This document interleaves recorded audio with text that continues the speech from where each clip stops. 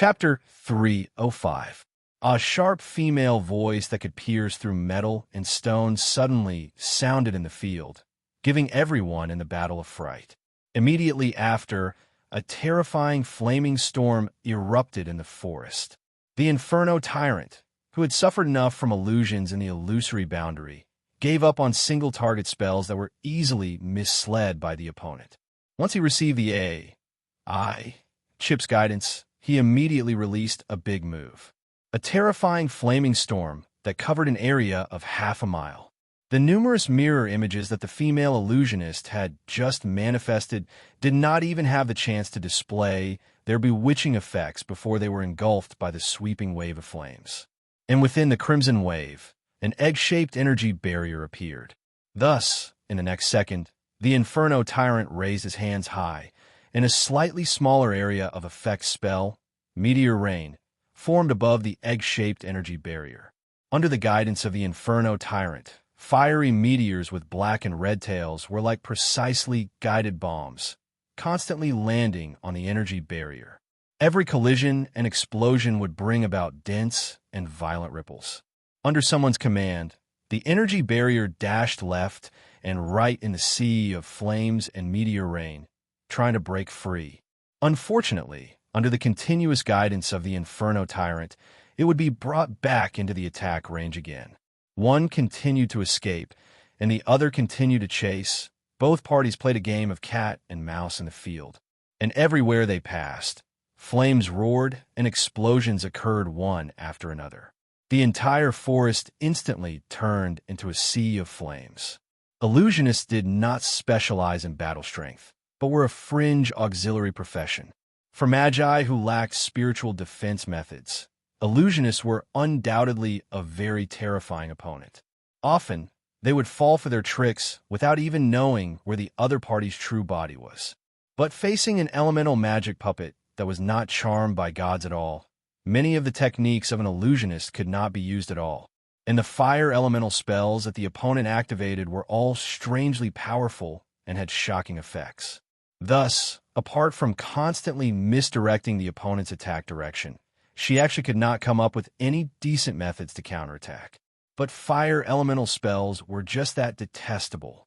Even if she could not hit the opponent in one or two strikes, the sea of flames that spread after the frenzied bombardment could also slowly compress the opponent's space to maneuver. Not long after, the entire field was turned into a sea of flames. At this time, the enemy had nowhere to run. The dense, egg-shaped energy membrane was propped up outside his body, on which strange runes and dazzling lights were flowing all the time.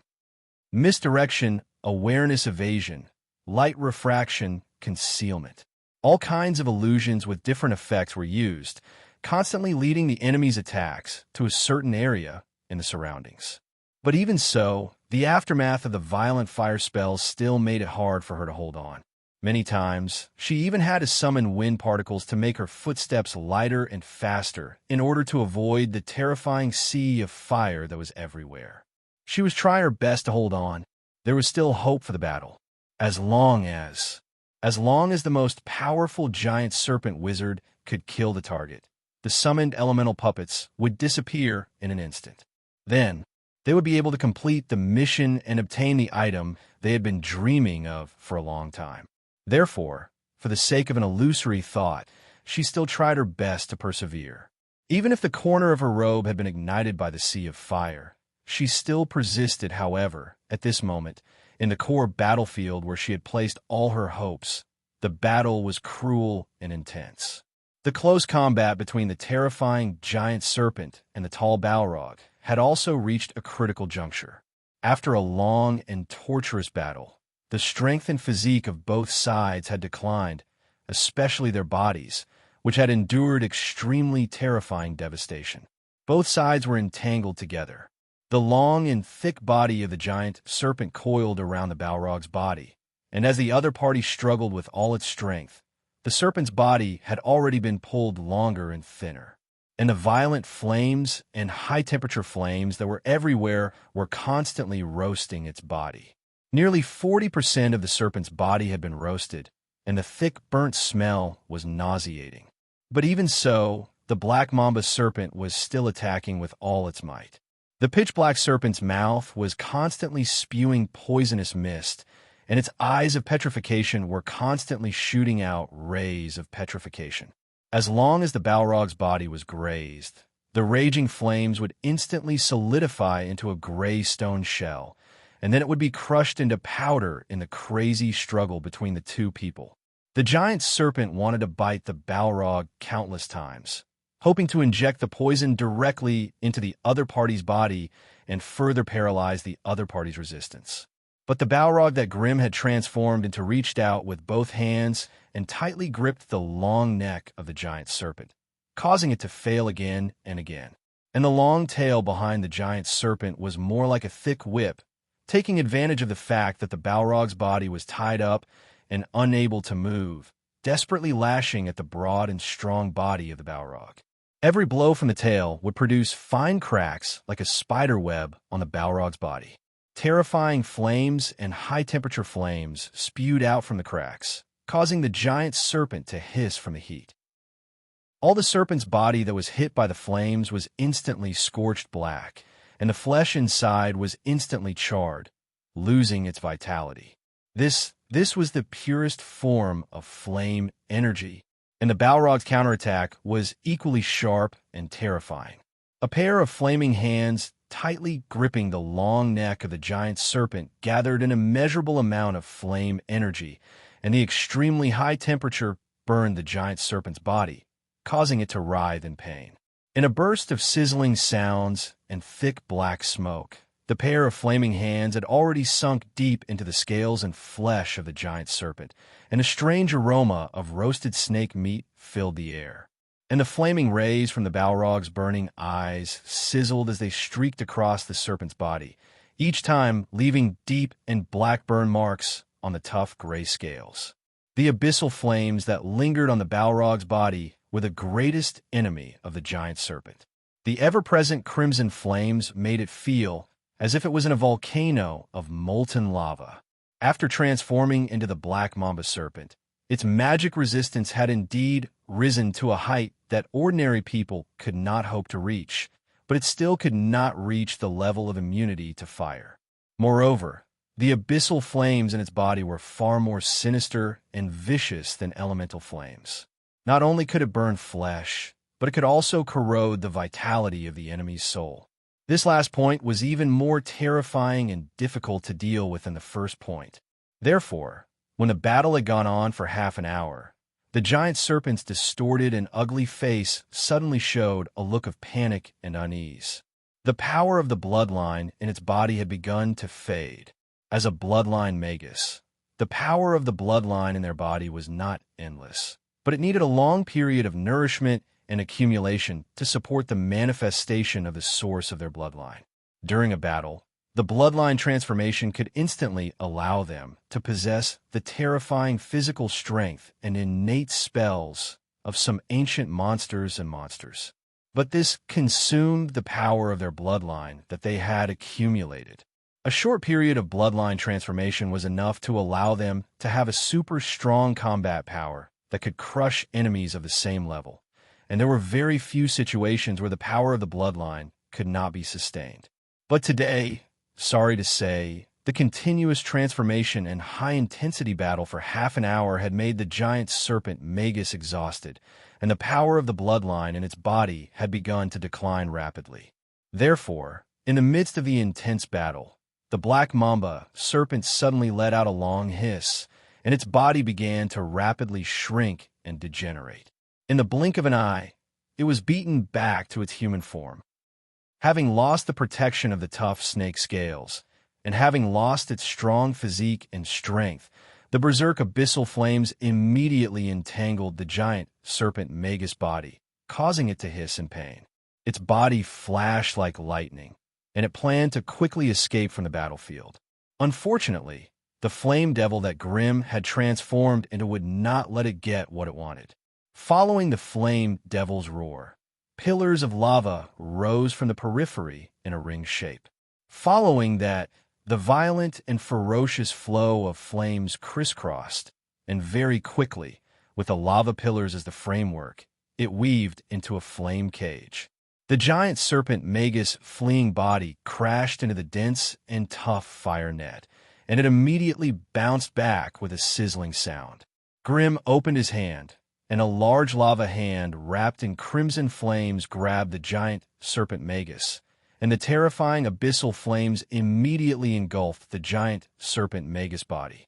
The giant serpent sorcerer, whose body was grabbed by the Balrog, screamed miserably as he was burned by the raging flames. The petrification rays in his eyes immediately shot out in all directions, trying to force the Balrog back. How could Grimm let go of such a good opportunity? His large hand exerted some force, and the bones in the giant serpent Magus' body began to creak. While the giant serpent Magus was in so much pain, Grimm's two sharp claws made of lava suddenly pierced into the giant serpent Magus' eye sockets, and then flicked. Ah! Following the giant serpent Magus' heart-wrenching cry of pain, the two amber eyes of petrification were dug out like the most sparkling magical gems and were immediately put into Grimm's bag. Its power continued to decline. The giant serpent Magus, who had exhausted the power of his bloodline, had already lost the ability to resist. His body was instantly crushed by Grimm, and all the items that contained magical waves were taken away. As for the giant serpent Magus' head that had lost its eyes of petrification, Grimm kept it. Whether he could find the giant serpent Magus' identity and background in the future, it all depended on this head. The giant serpent Magus' tragic death had obviously shocked the other two magi. These two fellows, who had been at a disadvantage all this while, saw that the situation was not good and immediately fled for their lives. The female illusionist was indeed an expert in concealment. She gritted her teeth and endured the Inferno Tyrant's exploding fireball. Then, she forcefully endured the pain of being burned and rushed out of the battlefield with the help of the flame shock wave, quickly disappearing into the dark forest. Chapter 306. Grimm simply cleaned up the battlefield and summoned the Inferno Tyrant back to his side to protect himself. He then kept the Rotting One and the Roaring One before he exited his flame demon form. As soon as he returned to his human form, Grimm cried out in pain and knelt on the ground. His entire body was surrounded by a thick and evil aura of the abyss. Grimm had also paid a heavy price in the fierce battle just now. The abyssal flames from the flame demon's heart that had been unsealed in advance had seriously invaded and infected his body. If he did not find a way to expel this aura as soon as possible, it was very likely that he would mutate into a demonic creature from the lower realm. However, Grimm could not leave at this moment. He forcefully endured the pain and once again used his strong willpower to force the flame energy in his body into the flame demon's heart, then decisively sealed it again. If he transformed into a flame demon, the flame energy that spewed out from the flame demon's heart would be a great supplement. However, once he returned to his human form, the flame energy was too violent and difficult to control. If Grimm's body had not been elementalized, he would probably have been burned to death by the flame energy in his body. Grimm knelt on the scorched ground in pain and stretched out a trembling finger. Bright red flames immediately ignited at the tip of his finger. Grimm drew a line in the air, and the flames left twisted and strange scorch marks in the air. Every time a flame rune was completed, it would naturally absorb the fire elemental particles in the surrounding air and then burn. As soon as the flame rune appeared, it would be strangely swallowed by the flame demon's heart. With every flame rune swallowed, the abyssal aura on Grimm's body would weaken a little. However, no matter how hard he tried, the evil aura that was deeply immersed in his blood was still difficult to get rid of. It seemed that such a simple and crude method would not be able to get rid of the source of the abyssal aura. He could only try to find some suitable resources in the Magus Tower. Grimm struggled to stand up and suddenly raised his hand to point in a direction. "Bring me there to have a look." As the order was given, the Inferno Tyrant bent down and reached out to grab him, then took large strides and ran in the direction he pointed. In the deep and gloomy dark forest, A tall flame figure was striding forward. Its body was even taller than those towering ancient trees, and wherever it passed, the trees were set ablaze, and the earth was burning. The raging flames turned everything into ashes, leaving behind a charred path of ashes. In this stretch of darkness, the Inferno Tyrant's surging power and terrifying aura that could overwhelm everything were as eye-catching as this flaming corridor. Everyone who sensed its aura, regardless of whether they were birds or beasts, fled as fast as they could. The whole forest was in a mess. Countless birds and beasts rushed out of their nests and fled into the distance without looking back. For a moment, the forest was filled with birds and beasts. It was so chaotic that it seemed like the end of the world. The Inferno Tyrant completely disregarded these weak and small life forms, minding his own business as he pushed aside the ancient trees that were blocking his way and trudged through the forest step by step. Finally, in a dense forest 11 miles northwest of the battlefield, the Inferno Tyrant stopped in his tracks. Following the spread of a large area of the flame ring, the previously impenetrable forest had already been burned into a sea of fire. And in the sea of fire, a human-shaped boulder suddenly attracted Grimm's attention. Grimm controlled the Inferno Tyrant to grab the boulder, and with a sweep of his elemental vision, he saw Alice's familiar face on the golem's gray face. But fortunately, although Alice's aura was weak, she was not really dead after all. In the golem's body, a strange energy aura surged out continuously, protecting her internal organs from being completely petrified. Otherwise, with her apprentice-level vitality, she would not have been able to hold on until Grimm arrived to save her. It was that Void Stone. He really did not expect Alice to seal that Void Stone into her body in order to quickly increase her own strength. Although this would cause continuous damage to her body, it had also accidentally saved his little life. Just as Grimm was plotting how to save Alice, at the bottom of a cliff not far away, a piece of gray rock suddenly peeled off. Then, the goblin cabbie threw off the gray cloak that covered his body and frantically ran to the Inferno Tyrant's side. Master, it's great to see that you're safe and sound." Cabbie saw Alice's stone statue in the Inferno Tyrant's hands, and his small green bean-like eyes blinked and actually squeezed out 2 drops of tears. "It's a pity. Lady Alice is speaking of the heartache," Cabbie actually bawled loudly. "All right, wait until she's really dead before you mourn."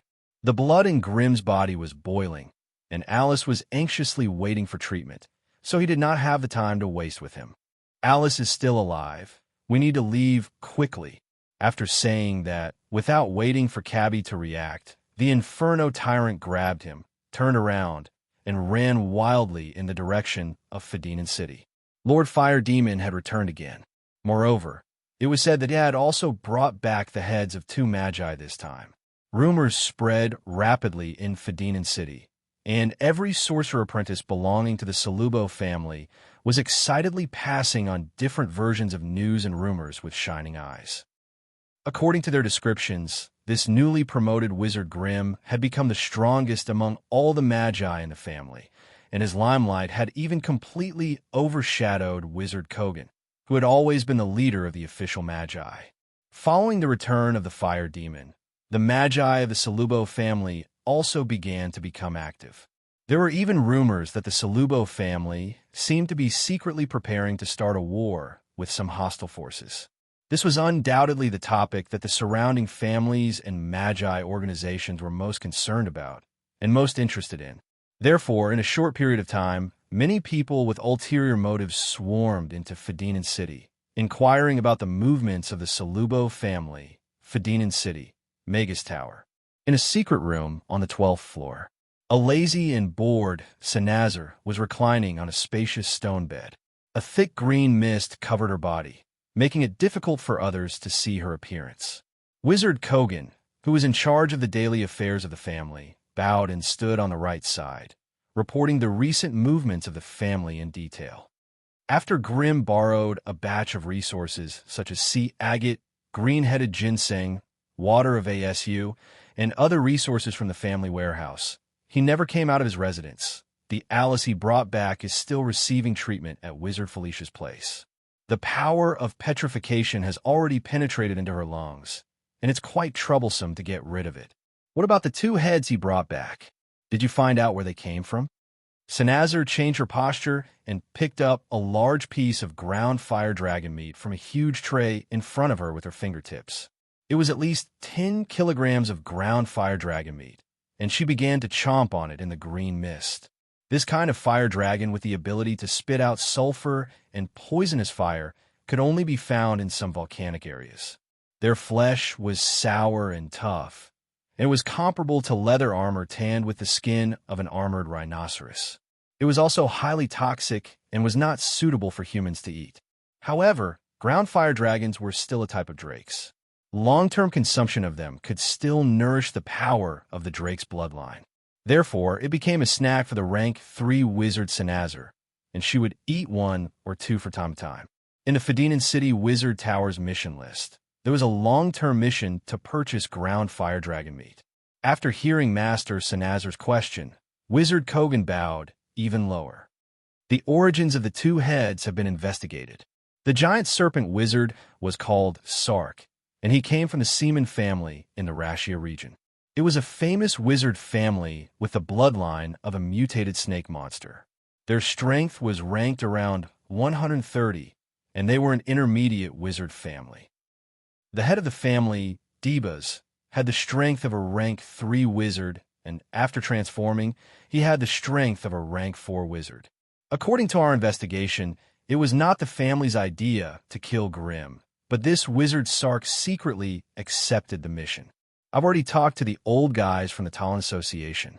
They approved the evidence we submitted, and they allowed us to take revenge on the Seaman family, or make them pay a high price to end this matter.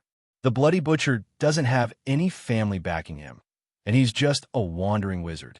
I heard that he appeared in Moda City a while ago, but we haven't found any direct evidence of his relationship with the Black Hand Association. We also have some clues about the female illusionist who escaped. However, there must be some powerful force supporting him. Recently, we haven't been able to get any results from their divination. It seems like all divination spells have been blocked by them. The crunching sound in the green mist was getting clearer and clearer. It seems like these people are well prepared. If they successfully kill Grim, I'm afraid the fortune teller we hired won't even be able to find a single strand of hair of the enemy. Sanazar ordered with dissatisfaction. Sent a message to the Seaman family. If they can't pay enough compensation, I don't mind eating a few of their core members. Also, do you know how Grim defeated them? No. Ko Jin shook his head helplessly. The battlefield was covered up by the other party. I can't see anything with divination spells. I've sent people to check the battlefield. It seems what? It seems like Grim defeated Sark with his own strength. You mean Grim defeated an elite wizard and 2 veteran wizards by himself? Does he have the ability to do that? Maybe. Wizard Ko Jin frowned and explained to the elder who usually didn't care about the family business. He seems to have a strange ability to control elemental puppets. Whether it's the number or the quality, he's way better than those puppet masters. Elemental puppets? Sanazar couldn't help but sneer. It seems like the next time someone tries to kill that kid, they'll have to hire a bunch of sealing masters. A bunch of trash. 3 wizards who have lived for 300 to 400 years couldn't even defeat a new wizard. What a quick death. Wizard Ko Jin shook his head with a bitter smile. He didn't dare to reply. Go and tell that kid Grim that the family is on his side in this matter. Those who should fight back will fight back, and those who should fight back will fight back. Kill anyone who dares to test the Sarubo family. The family would split the profits with him, and the 4 families would get 60% of the profits. I'll take care of all the rank 2 and above wizards for him. Let him do whatever he wants. Chapter 307. South Felder City, Wizard Tower. In a secret magic room shrouded in mist, a small elemental fire pool was bubbling with hot steam. Grim was quietly soaking in it, meditating with his eyes closed. There was no natural volcanic magma pool in the wizard tower for him to cultivate in. The pool in front of him, which was 7 meters long, 5 meters wide and 1 meter deep, gathered a huge amount of fire elements, which were also extracted from the energy room at the bottom. To maintain the existence of this elemental fire pool for a long time, 17% of the elemental energy that the wizard tower could gather every day would be consumed. If the elemental energy had to be purified into pure fire element, then this small pool would take up 31% of the wizard tower's daily energy reserves. If converted into magic crystals, it would be around 120 magic crystals per day. This was enough to hire a quasi-wizard to accompany you on a jungle adventure. But here, it was only to create a more comfortable environment for Grimm to cultivate in. Grimm gently scooped up the boiling red lava and splashed it onto his chest. He then felt the warmth left behind by the lava as it slowly slid down his chest. The heat from the lava seeped through his skin and pores, entering his body and mind bit by bit, making him feel extremely relaxed and satisfied. The boiling crimson lava was naturally not real lava, but liquid fire formed when the fire element was concentrated to a certain degree. It was not as thick and sticky as natural lava, but it was pure enough. His dark red long hair was scattered behind him. Even though one end of it was in the red lava, there were no signs of it being burnt. Instead, wisps of dark red light would be released from the lava, which were slowly absorbed by his hair. After absorbing enough fire element, Grimm's dark red hair became even more lustrous. As the light flickered, it was filled with a strange and evil aura. As Grimm meditated, a large amount of fire element rushed into his body, frantically cleansing every meridian, every bone, every tendon, every trace of flesh. The dense fire element energy occupied every inch of space in his body, forcing the evil aura of the abyss to have nowhere to hide. It could only turn into wisps of black smoke and slowly melt in the air. As the intestine of the world, the abyss world and the lower world had always been a terrifying place. There were countless demons there. They were brutal, bloody, twisted, evil, and chaotic. You could add all the negative words to the demons, and they would never be wronged. These huge monsters had terrifying power. They were addicted to killing and were addicted to the pleasure of destruction and destruction. What was even more terrifying was that the twisted evil minds of the abyss world made them feel no guilt for killing and destroying.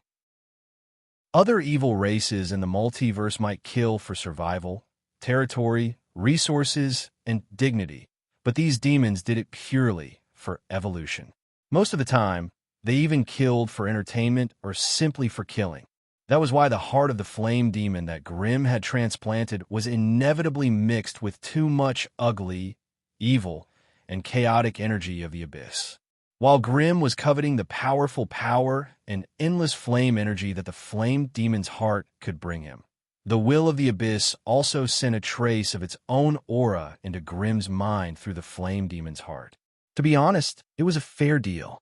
Grimm got a powerful heart that could support the transformation of the flame demon, but he lost the part of his heart that was related to humanity. However, the process was gradual and slow. Although the invasion of the abyss was inevitable, it could still sharpen his will. As a wizard with profound knowledge and a wise mind, Grimm preferred to have everything under his control. That was why in the few days after returning to Fedinin City, he almost did not go out and soaked in the elemental fire pool, try to wash away the influence of the abyss aura. Wizards were powerful because of their accumulation of knowledge and intelligence. Once they were infected by the abyss aura and turned into a madman who only knew how to kill, they would be useless. As long as Grimm was not stupid, he would not allow himself to fall into the abyss world. After completing one round of meditation, Grimm's mental power had just left the meditation space when he sensed a message.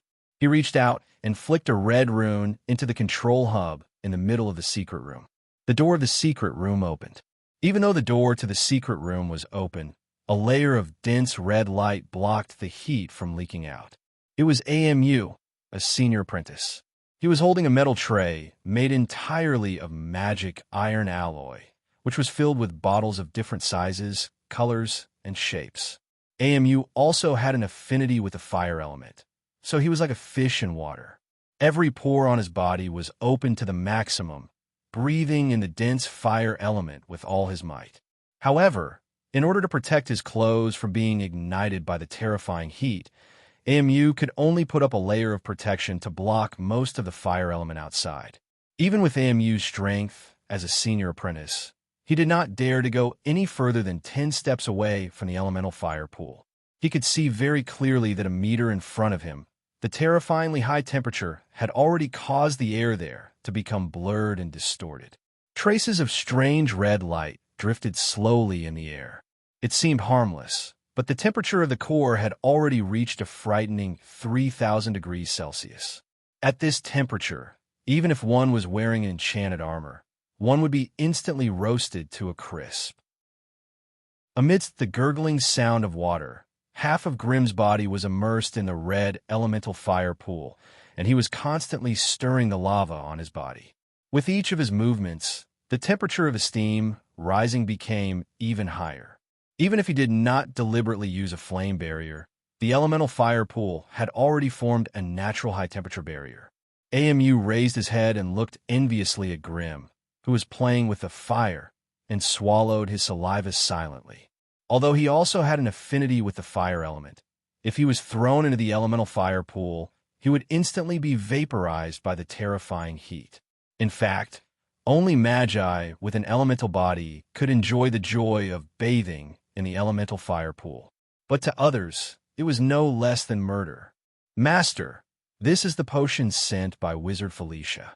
In order to get rid of the remnants of the abyss aura in his body, Grimm could only ask for help from Felicia, who was a potion master. He would have to endure such torturous days for another half a month. How's Alice? Who's taking care of her? Grimm asked. It's Lena. According to her, the petrifying energy in Alice's body has been mostly dispersed, and she's now recuperating at Wizard Felicia's place. She should be able to get out of bed and walk in 5 days. AMU replied respectfully. Grimm grunted in response, but did not say anything else. In his mind, he received a message from Kogan. The two conversed through the spiritual channel for a while. After cutting off the spiritual channel, Grimm rested his arms on the edge of the pool and laid down in it. He could not help but think to himself, counterattack? Distribution of benefits? Looks like Lord Sinazar has given me permission to reap some benefits from this. Anyway, I'll have to form my own faction sooner or later and build my own Magus Tower outside. I'll take this opportunity. Fandle City. This was a bustling city in the Rathi region that belonged to the Seaman family. Willet Castle, 3 miles west of the city, was the private residence of Magus Sark of the Seaman family. Usually, this was the place that all the noble ladies in the small city of Fandle liked to visit the most. Every night, the entire castle would be brightly lit, and luxurious carriages would gather in the square in front of the gate. All the nobles who thought they had some status would take pride in being invited by Magus Sark and spend the night drinking and partying here. However, with the news of Magus Sark's death, this place suddenly became deserted. The castle's gates, which were never closed, were now tightly locked. Close to 100 servants, attendants, butlers, and guards were all hiding in their rooms, waiting anxiously for their fates to come. In one of the bedrooms of the castle's 3 stories, a young man and a young woman were having a nervous conversation. Celia, you have to leave now. The young man was dressed in a noble's attire. His face was filled with anxiety as he paced back and forth in the room. We can't wait for anyone from the family to come. Grandpa Sark is already dead. As his direct descendants, we will definitely be implicated. The young man suddenly stopped in front of the girl and grabbed her shoulders, gently shaking her. Wake up. I heard that the family no longer plans to help Grandpa Sark get revenge. Instead, they want to hand us over to settle this matter. If you don't want to become a slave, you have to leave this place quickly. It can't be. It can't be. The one who spoke was a delicate and pretty girl. At this moment, her eyebrows were deeply furrowed, and her face was filled with panic and confusion. On both sides of her face, there were some faint gray spots near her parotid glands. If a Magus from the Seaman family was here, they would definitely be able to tell that this girl had awakened the giant serpent bloodline. As her body grew, When the density of her bloodline reached a point where it could support the awakening of her innate talent, her head would gradually evolve into the eye-catching head of a giant serpent magus. However, the girl was already 15 or 16 years old, and she was only showing signs of awakening her bloodline now. In the Seaman family, she was already considered to be one of those with low potential in terms of bloodline talent.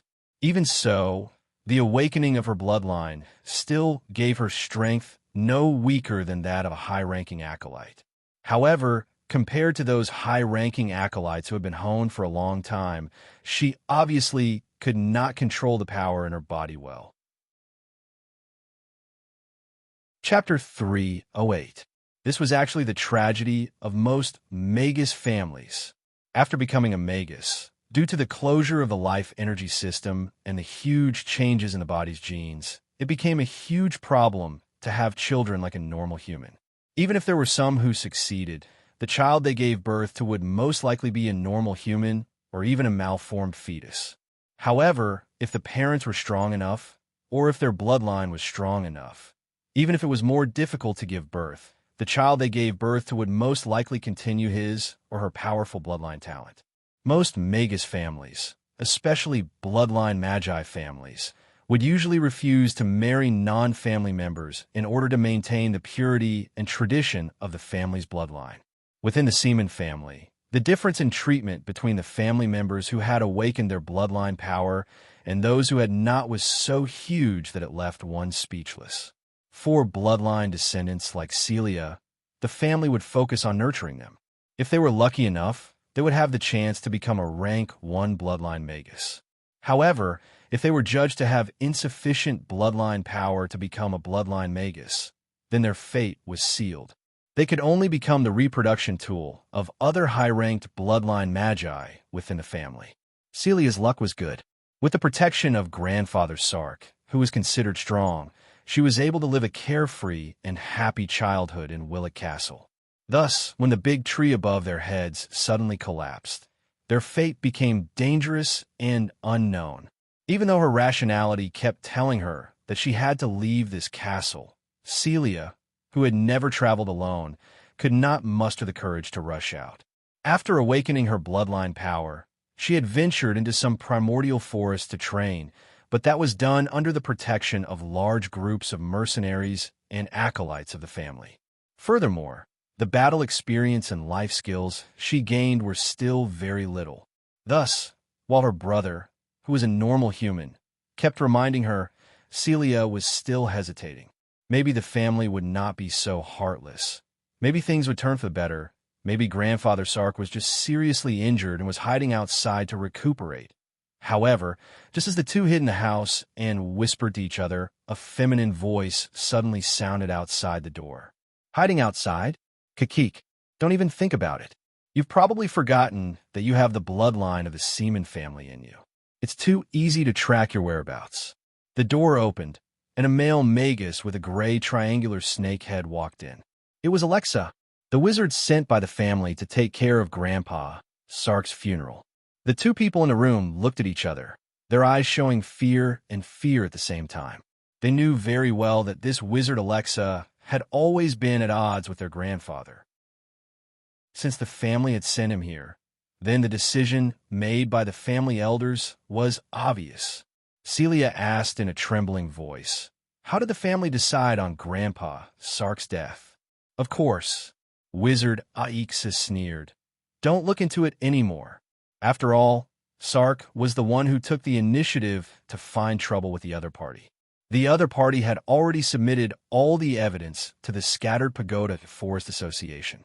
The old farts in the association kept pressuring the family to hand over the culprit who destroyed the stability and unity. TSK, TSK, TSK. Sark is already dead. What else can the family hand over? Of course it's you unlucky bastards, scapegoats. But Grandpa Sark is the most famous elite wizard in the family, and the contract he signed with the family also has a clause to protect the future generations. Does the family want to violate the contract?" Celia's voice was getting hoarse by now. The contract that Sark signed did indeed have such a clause, but don't forget, Sark didn't die in the family's mission. He ran out and secretly accepted a mission to kill, and instead lost his own life. Now, the family is in a passive position. What did the family elders say? This matter was completely caused by Sark, and the family has no obligation to bear the consequences for him. Therefore, the result of the family and the association's negotiation is that all of Sark's territories and businesses must be handed over to the Sarubo family's boy. As for you, you descendants with Sark's bloodline must also be handed over. Saying till here, Isaac coldly glanced at the two of them. In order to prevent the family's bloodline from leaking out, the family has specially tasked me to retrieve the giant serpent bloodline of your branch. The faces of a young man and woman in the room instantly turned deathly pale. Any bloodline Magus family, in order to enrich the power of their bloodline, would create a few foreign branches, using this method to absorb powerful magi from the outside to serve the family. Under certain circumstances, these foreign branches would also be bestowed with a portion of the family's bloodline. However, if the foreign members went against the family's interests, their bloodline could be cruelly retrieved. The process of retrieving the bloodline was extremely cruel and terrifying. Under the pressure of the Sarubo family and the Scattered Tower Forest Association, the Hikari family was forced to hand over the members of Sark's branch for the other party to vent their anger. However, the Hikari family did not wish for their bloodline to fall into the hands of outsiders, so they sent Isaac to Willet Castle to preside over the ceremony. Nightfall. Celia, who had awakened her bloodline, was brought to a secret room in the main castle. Her mournful wails continued for the entire night, only dying down when dawn approached. 12 days later, all 37 members of the Sark family were sent to Ferdinand City. The title deeds for Willet Castle, Fandle City, and the surrounding land were also sent to the Sarubo family. According to the agreement, Fandle City belonged to the Sarubo family, while Grimm received Willet Castle and the surrounding land. At the same time, 5 members of the Sark family were sent to Grimm. One of them had an awakened bloodline, and 4 of them were acolytes. As for the other 30, they had already been dealt with by the Sarubo family, including the grandson of Magus Sark. Since he did not have any power, in the eyes of outsiders, he was no different from a normal person. He did not even have the chance to be sent to Grimm before he was executed. In the residence on the 7th floor of the Magus Tower, Grimm personally inspected the group of 5 slaves. Originally, when he heard that one of them had awakened his bloodline, Grimm was slightly tempted. However, when he saw the people being escorted into the room, his mood instantly turned sour. The female leader's information clearly stated that she was 15 years old, but looking at her lifeless gray eyes and old and loose facial skin, no matter how you looked at it, she should be an old woman in her 60s or 70s. In her body, Grimm could not sense any bloodline energy, nor any elemental energy. She seemed to be a normal person. No, a person who had aged prematurely, even more pitiful than a normal person. Damn it, the Hikari family was really ruthless. They actually sucked out all the bloodline energy in her body, not leaving a single bit for himself. A Sark family member like this could only be killed. No one wanted to leave behind a descendant of their enemy, only to have them take revenge a few decades later. Without her bloodline energy, she did not even have the qualifications to be a research subject for Grimm. Grimm helplessly shook his head and shifted his gaze. The Sarubo family had already investigated the remaining 4 acolytes and found that they did not have any bloodline relationship with the Sark family. They only relied on the Sark family to obtain knowledge and resources, so there was no need to kill them all. After forcing them to sign a new service contract, Grimm threw them to Alice, who had just returned, and asked her to bring them back to Willet Castle and carefully clean up the property and servants there. Since the bloodline of the Sark descendants had been taken back, Grimm could only grit his teeth and endure. If even the resources and personal collection left behind by the Sark family were taken back, Grimm could only go to the Hikari family and have a good talk. After dealing with the Sark family, the next thing that worried Grimm the most was the female illusionist who had escaped. Grimm had a feeling that she was the key to unraveling the mystery of the assassination. After returning to the Wizard Tower, Grimm repeatedly thought about that night, and he felt that the whole thing was not as simple as it seemed. That bloody butcher, the body refinement wizard, might have something to do with the Black Hand Association, but the Sark family Sark was definitely not someone the Black Hand Association could invite. Vaguely, Grimm felt that there was a mastermind behind all this, and it was not just him that they were after, but also Alice. This could be seen from the fact that they only sent out the bloody butcher to keep him busy, while the other two main forces went to kill Alice and KB. KB was able to survive because of his invisibility spell and partial transformation spell, but Alice was only able to survive because of luck. To be honest, even Grimm could not imagine that a quasi-wizard could escape from an elite wizard's innate attack. If Grimm did not give her the Void Stone, he was afraid that what he would see in the end would be a petrified statue of Alice.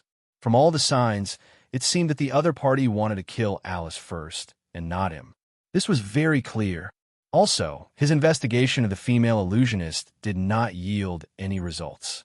He had searched the entire scattered tower forest, but he had never heard of a person with such a figure and appearance. Grimm could not help but suspect that the appearance she revealed that night might not be her true self. Chapter 309.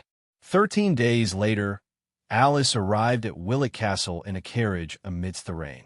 When the black carriage passed through the wide crescent-shaped doorway, drove over the road paved with fine gravel, bypassed the huge and exquisite mermaid fountain, and stopped in front of the castle's main three-story building, many servants, including gardeners, cooks, handymen, maids, guards, and butlers, were bowing and waiting. Their expressions were flattering and awkward, and their eyes were filled with panic that could not be concealed. Those who could stay had signed a contract with the castle, so at this time, they were also counted as part of the castle's wealth.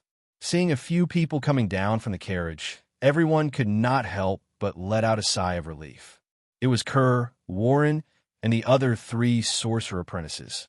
They were also old people who had served the castle for 5 or 6 years. Being able to see them, everyone felt relieved.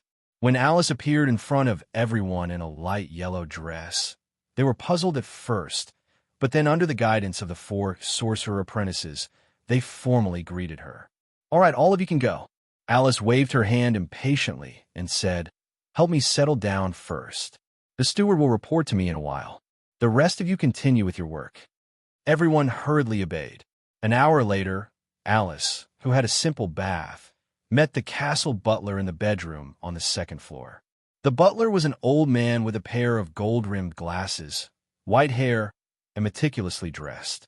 He was also the old butler who had served Willet Castle for more than 50 years. Of course, to be able to have the honor of serving a wizard, he also had a noble title. It was actually normal for a wizard to hire a large number of low-level nobles in their private businesses. After all, there were too few people who were literate and knew how to calculate. "Tell me, what kind of business does this Willet Castle have? I want to listen carefully." Alice, who was wrapped in a soft silk robe, reclined in the chair, looking like an old woman. As she had just come out of the bath, her golden hair was still wet, and from time to time, water would drip onto the carpet. She had brought the silk robe herself, and it barely reached her knees. When she curled up in the chair, her robe was pulled inward, revealing her snow-white calves and slender bare feet. Those 10 small and beautiful toes that were like blooming petals were even more eye-catching. Inside the house, other than the old butler who had rushed over to report, there were also the 4 sorcerer apprentices who had just defected.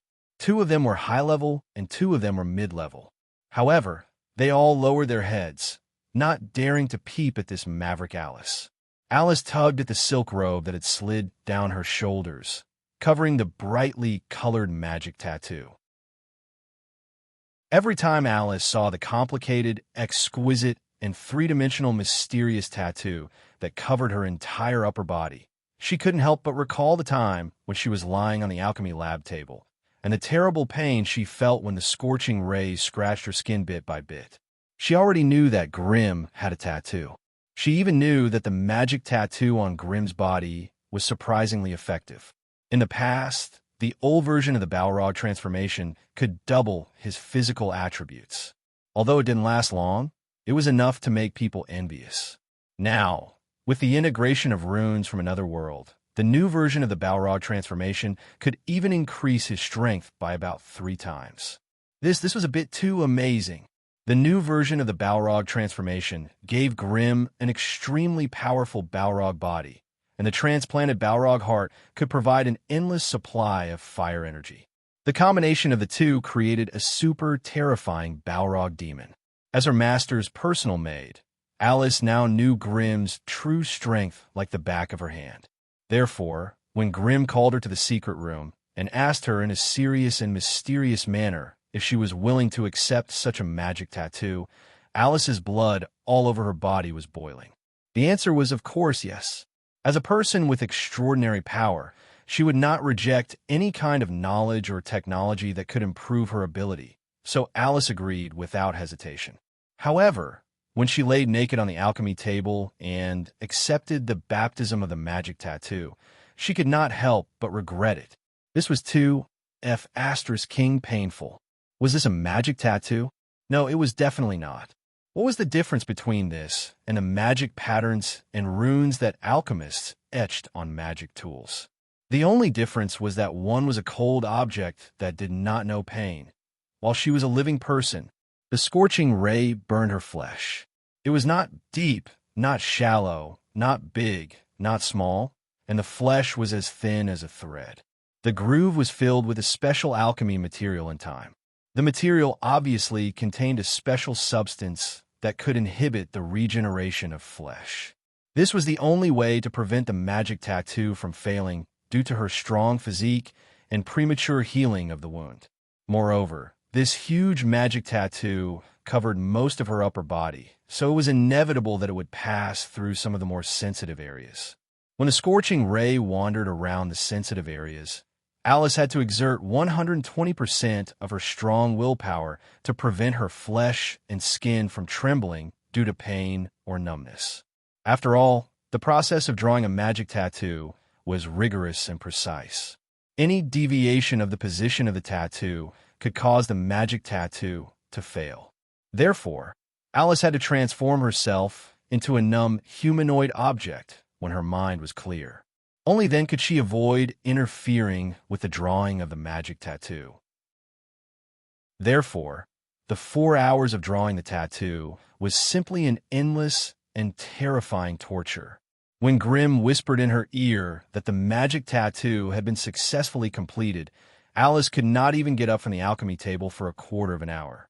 In the end, it was Grimm who knew what was going on and brought her back to her residence. After resting for half a day, she finally regained her senses. Grimm specialized in the fire element, so he drew the Balrog transformation for himself. Alice, on the other hand, had awakened the destiny which bloodline and was good at spatial talent, so Grimm drew the tattoo for her. And this was obviously tailor-made for her. Apart from the castle itself, the estate of Willet Castle also includes a small manor that is responsible for providing daily food and necessities to the castle. There are XXX slaves, XXX buildings, XXX vassal land. In Fandle City, there's also a secret hut, 2 blacksmiths, 2 bread shops. Inside the castle, there are XXX buildings, XXX rooms, XXX servants, XXX barrels of wine in the wine cellar, and the gold coins in hand. Listening to the noble steward patiently listing out all the properties of the castle, Alice finally waved her hand impatiently and interrupted him. You can just write down all these worldly wealth and give me a copy. What I want to know the most is, what kind of private treasury or collection did the dead Magus Sark have? A smile appeared on Alice's delicate doll-like face. Don't tell me you've already dealt with these things? The faces of the 4 defecting acolytes were filled with fear, and the noble steward lowered his head even more. I wouldn't dare, Lady Alice. The Magus Sark built his own collection room, laboratory, and study on the 3rd floor of the castle. Outsiders are forbidden from entering. Even Miss Celia was forbidden from entering without being summoned. The noble steward smiled awkwardly. So we don't know what's inside. Oh, there's such a thing? Alice's eyes immediately lit up. To be honest, as an acolyte, Who wouldn't be curious about a magic laboratory built by an old magus? Being able to go there and search for treasures must be something very interesting. Alice immediately rushed back behind the screen like a whirlwind. When she appeared in front of everyone again, she was wearing a fitted short gray robe, a short and exquisite magic wand, a golden birdcage, an intelligent headband, and a row of glass test tubes lined up neatly around her waist. Alice's white and delicate fingers were almost completely covered with mysterious, glowing magic rings. Even the sharp moccasins on Alice's feet were faintly flashing with the glow of magic. All right, I'm ready," Alice shouted excitedly. "Let's go check out the Magus laboratory right now, us." The four acolytes raised their heads at the same time, a bad omen appearing in their hearts. "Of course it's us." Alice clenched her fist tightly and became impatient. "You're all here to protect me, so of course you'll have to go in with me." The faces of the four acolytes turned pale in an instant. Magus Sark's laboratory was built on the third floor of the castle's main building. Following the wooden spiral staircase, Alice and the four acolytes successfully stepped into this unfamiliar territory. In front of them was a quiet, deep, and dim corridor. On both sides of the corridor, there was a small candlestick placed at a certain distance. Perhaps it sensed the presence of life. With a light click, the candle closest to them silently lit up. Then, one by one, the candlestick lit up and slowly extended into the depths of the corridor. The candlelight was very dim and could only illuminate half a meter of the area around the candlestick. The dim candlelight flickered, adding a strange and mysterious feeling to the dark and deep corridor. Everyone couldn't help but swallow their saliva. Secret magic rooms, witchcraft traps, wizard beast guards, mysterious monsters, terrifying witchcraft radiation.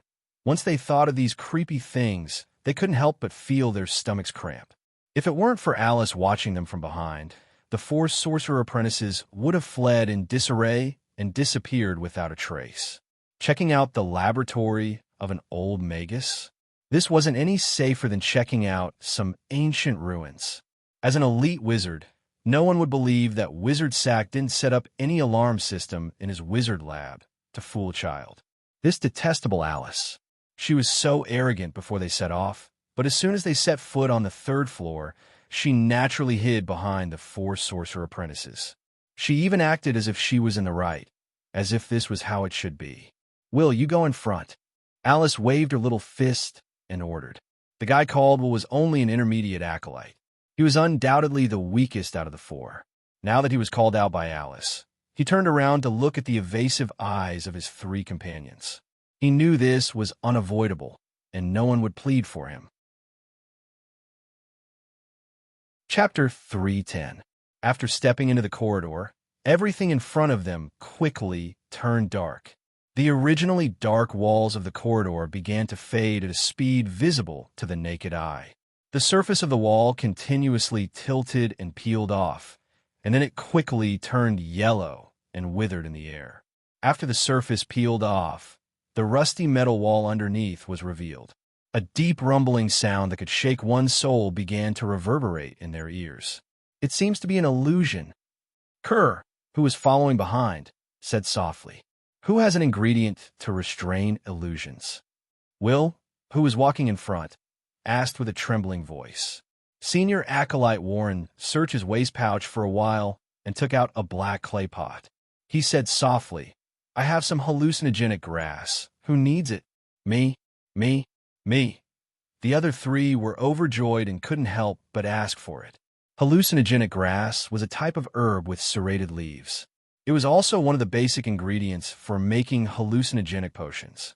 If the hallucinogenic grass was ground into a paste and smeared on the tip of the nose, it could refresh one's mind and increase one's resistance to hallucinations. After the four were done, they were about to turn around and ask Alice if she needed it. However, they found that she was holding a sparkling magic gem in her hand, constantly observing the changes in the surroundings. This gem was colorless and transparent in the shape of a diamond. When she held it in her hand, it emitted a gentle light that gave people a sense of tranquility. The gem of true vision. The acolyte's facial muscles twitched, and they were momentarily speechless. This kind of magic gem that could see through invisibility and illusions was worth at least 400 magic crystals in the market. With their financial resources, they couldn't afford it all. On the other hand, as an acolyte, although he was a more respectable quasi-sorcerer, he could easily take out one. The difference between acolytes was too big. Alice waved the gem of true vision and moved closer to the wall. The dilapidated and withered scene she saw just now disappeared in an instant. The wall returned to its dark brown wood texture. Everything was the same as before. It really was an illusion. After seeing this, the acolytes were finally relieved. Will grimaced and walked in front step by step. Based on the length of one side of the castle, this corridor was at most less than 100 meters long. With their eyesight, no matter how dim the lights were, they should be able to see the end of the corridor with a glance. But strangely, their line of sight could only extend 7 to 8 meters away. The scene in the distance seemed to be engulfed by a ball of darkness, completely unable to be seen. It seemed to be some kind of illusion effect, where slowly moved forward, his eyes constantly scanning the surroundings and his feet. Any slight change or abnormality would make him stop, and he would only move forward again after he was sure that there was no danger. The fog-like darkness faded away bit by bit. The flickering candlelight on both sides of the wall reflected a dim yellow halo. The shadows cast on the wall were sometimes long and sometimes short, sometimes left and sometimes right, like demons baring their fangs and brandishing their claws.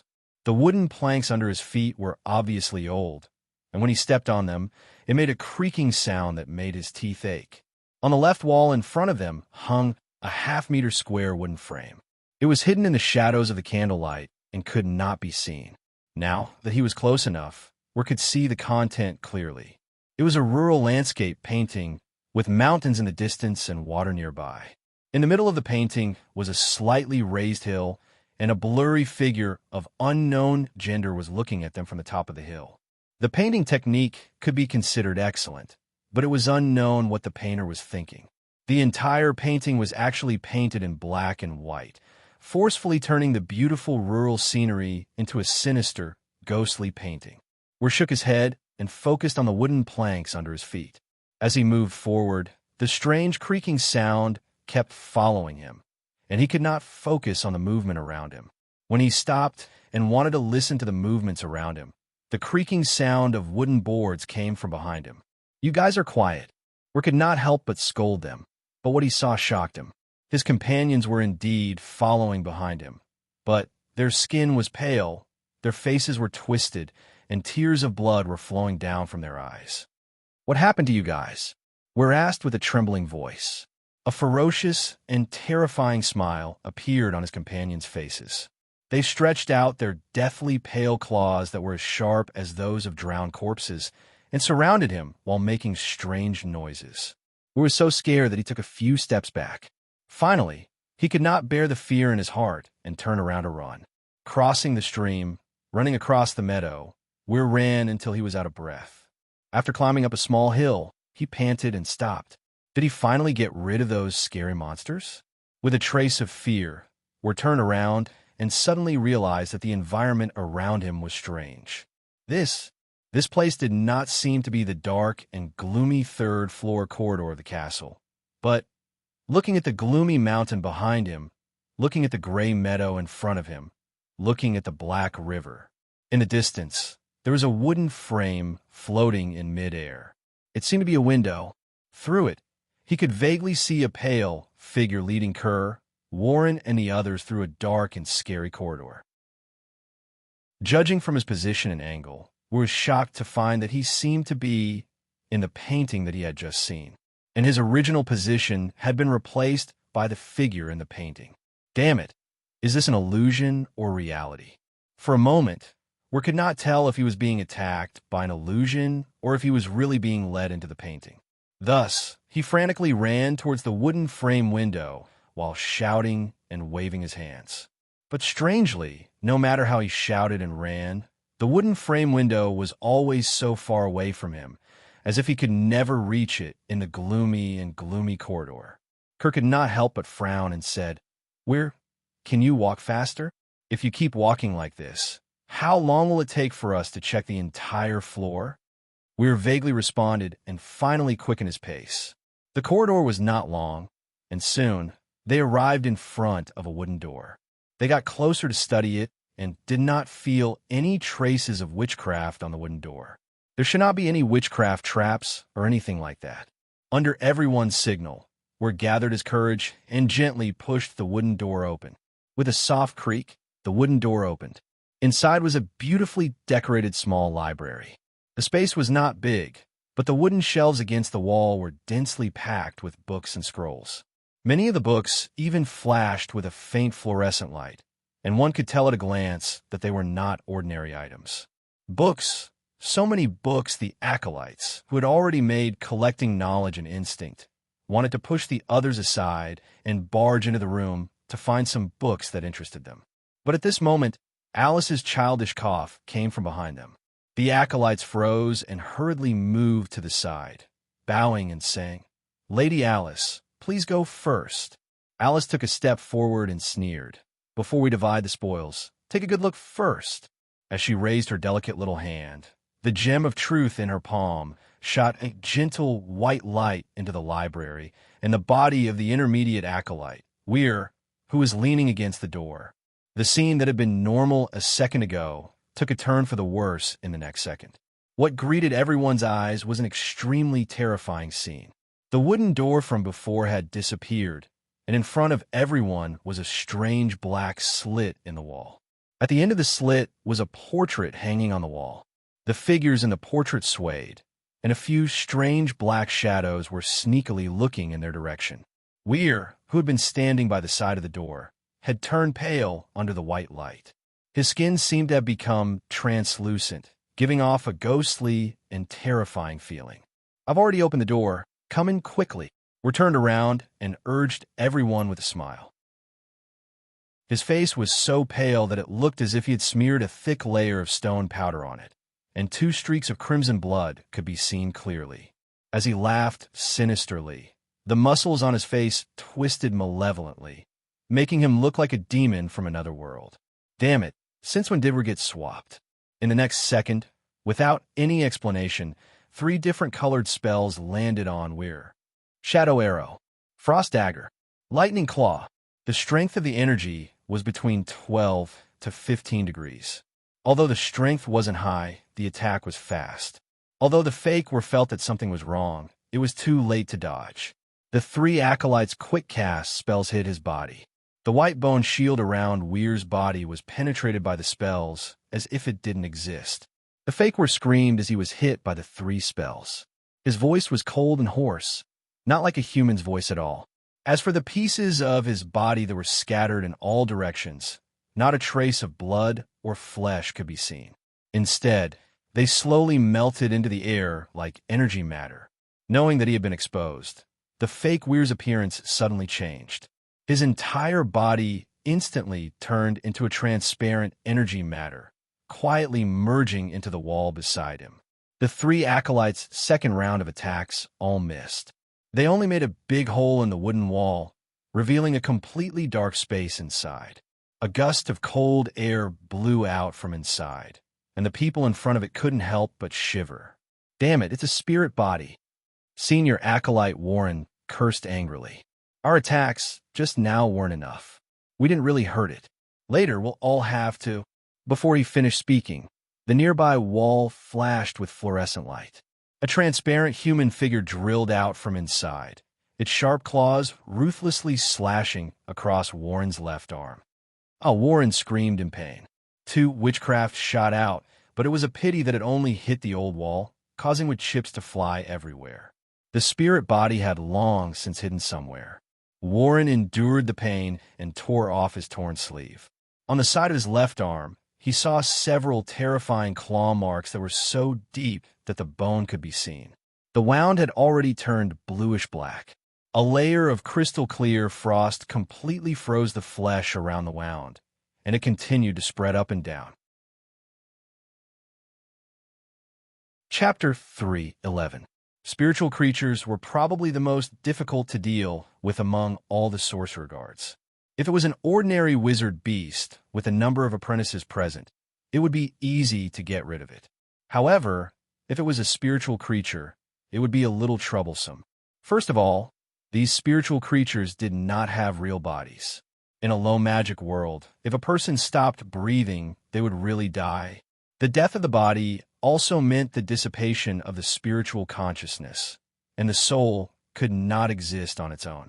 However, in a high magic world, those individuals with strong consciousnesses when they were alive, be it human sorcerers or terrifying monsters, could continue to exist in the material world with their strong willpower even if their bodies were dead.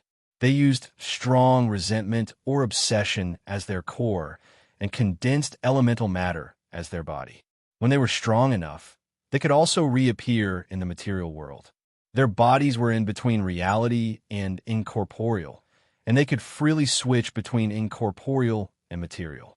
When they turned incorporeal, their transparent bodies were completely illusory, and they could freely shuttle through unprotected materials, such as wood, stone, metal, and so on. Only controlled elemental energy and magical force fields could prevent them from penetrating. When they were incorporeal, the spiritual creatures would not suffer any physical damage. However, due to the lack of a solid body to protect them, when they were attacked by elemental attacks, the damage would even be doubled. When they turned into a solid body, the body condensed by elemental matter had both physical and elemental damage. The effect was to absorb biological activity, and it was accompanied by strong negative energy damage. However, the spiritual creature in front of them obviously had some frost damage in its attacks. At this time, the spiritual creatures still had extremely high damage immunity against physical attacks, and their damaged bodies could also recover by absorbing the drifting elements in the void. Therefore, to deal with the spiritual creatures, the most effective method was elemental attacks. Therefore, in the next 15 minutes, the spiritual creature was like a sneaky assassin, from time to time drilling out of the walls, floor, and ceiling, touching a few apprentices and quickly disappearing. Due to its fast and hidden movements, most of the apprentices' spells hit the floor and walls, and it was difficult to hurt it. The result of the apprentices' attacks was that their bodies were injured, their flesh and blood rotted, and their wounds were frozen, and it was difficult to recover with medicine, such as hemostatic ointments. However, it was very strange. This spirit body seemed to have a grudge against them. It only stared at them and attacked, but ignored Alice, who was beside them. Alice was happy to be at ease. She raised the gem of truth and leaned against the wall, carefully examining the portraits on it one by one.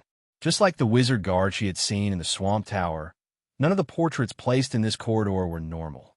What was sealed inside was either some kind of spirit or some monsters with strange abilities. Every time Alice held the gem of truth in her hand and approached the portrait to take a look, the sealed monster would squeak loudly and desperately hide in the depths of the portrait to avoid being illuminated by the light of the gem. Finally, Alice found the gloomy landscape painting on one of the walls and saw the apprentice, Will, who was screaming at the top of his lungs. At this time, the portrait had turned into a dark night with a curtain hanging low. Under the cold and dim moonlight, the gray grass and soil near the small hill moved. Figures with crooked backs crawled out of the ground one after another, their deep howls resounding through the world. These were terrifying corpses that had been sleeping underground for many years. Their originally plump bodies were now completely shriveled, their abdomens deeply sunken, and the sparse hair on their heads had completely withered. Countless corpse insects wriggled in their empty eye sockets, nostrils, and big mouths, crawling in and out. Their movements were stiff and slow, and when they staggered forward, their bodies were constantly covered in all kinds of indescribable black debris. Originally, they were just wandering aimlessly in the world of the portrait. However, when their empty and incomplete nostrils sniffed a few times, they smelled the familiar scent of flesh and blood that belonged to living creatures and the warm smell that drove the dead crazy. The next moment, everything changed. The corpses suddenly looked up to the sky and howled, and the stale stench of a gloomy aura came out of their mouths. They suddenly bent their bodies, and with agility not inferior to that of a hunting dog, they rushed towards the apprentice, Will. Their movements were as fast as lightning, and before Will could recover from the shock, they had already rushed in front of him, bringing along a gust of foul wind. The rapidly spinning white bone shield blocked the incoming corpses. Right after that, densely packed bone fangs shot out from Will's hands, hitting the corpses around him into rotten flesh, and black blood splattered everywhere. However, all of this could not stop the corpses' desire for warm human flesh and blood. As the corpses howled more and more, the whole land began to rumble and boil. More corpses crawled out of the ground, howling as they pounced toward Will. Damn, why are there so many of them? Will cursed angrily. The elemental particles that he had affinity with were negative energy, and he walked the path of a white bone wizard, so he was no stranger to the undead creatures like the corpses. In fact, he was even more familiar with them than other sorcerer apprentices.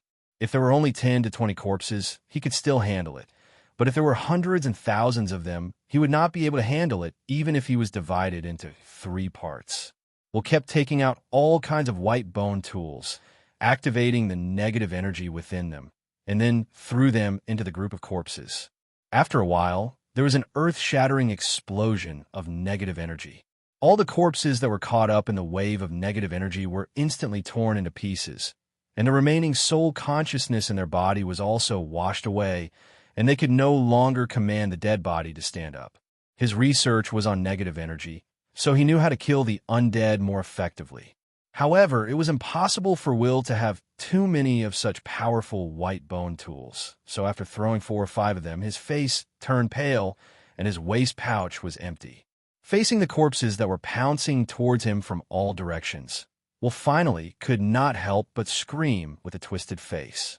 At this moment, the picture frame in the distance suddenly fluctuated, and then a giant hand reached in from outside. This hand was like the small hand of a girl that was suddenly enlarged by 100 times. The skin was white and delicate, and there were palm lines and pores on it. Even the newly applied red nails could be seen clearly. The giant hand reached in, passed through the distant picture space, and directly appeared on top of the hill.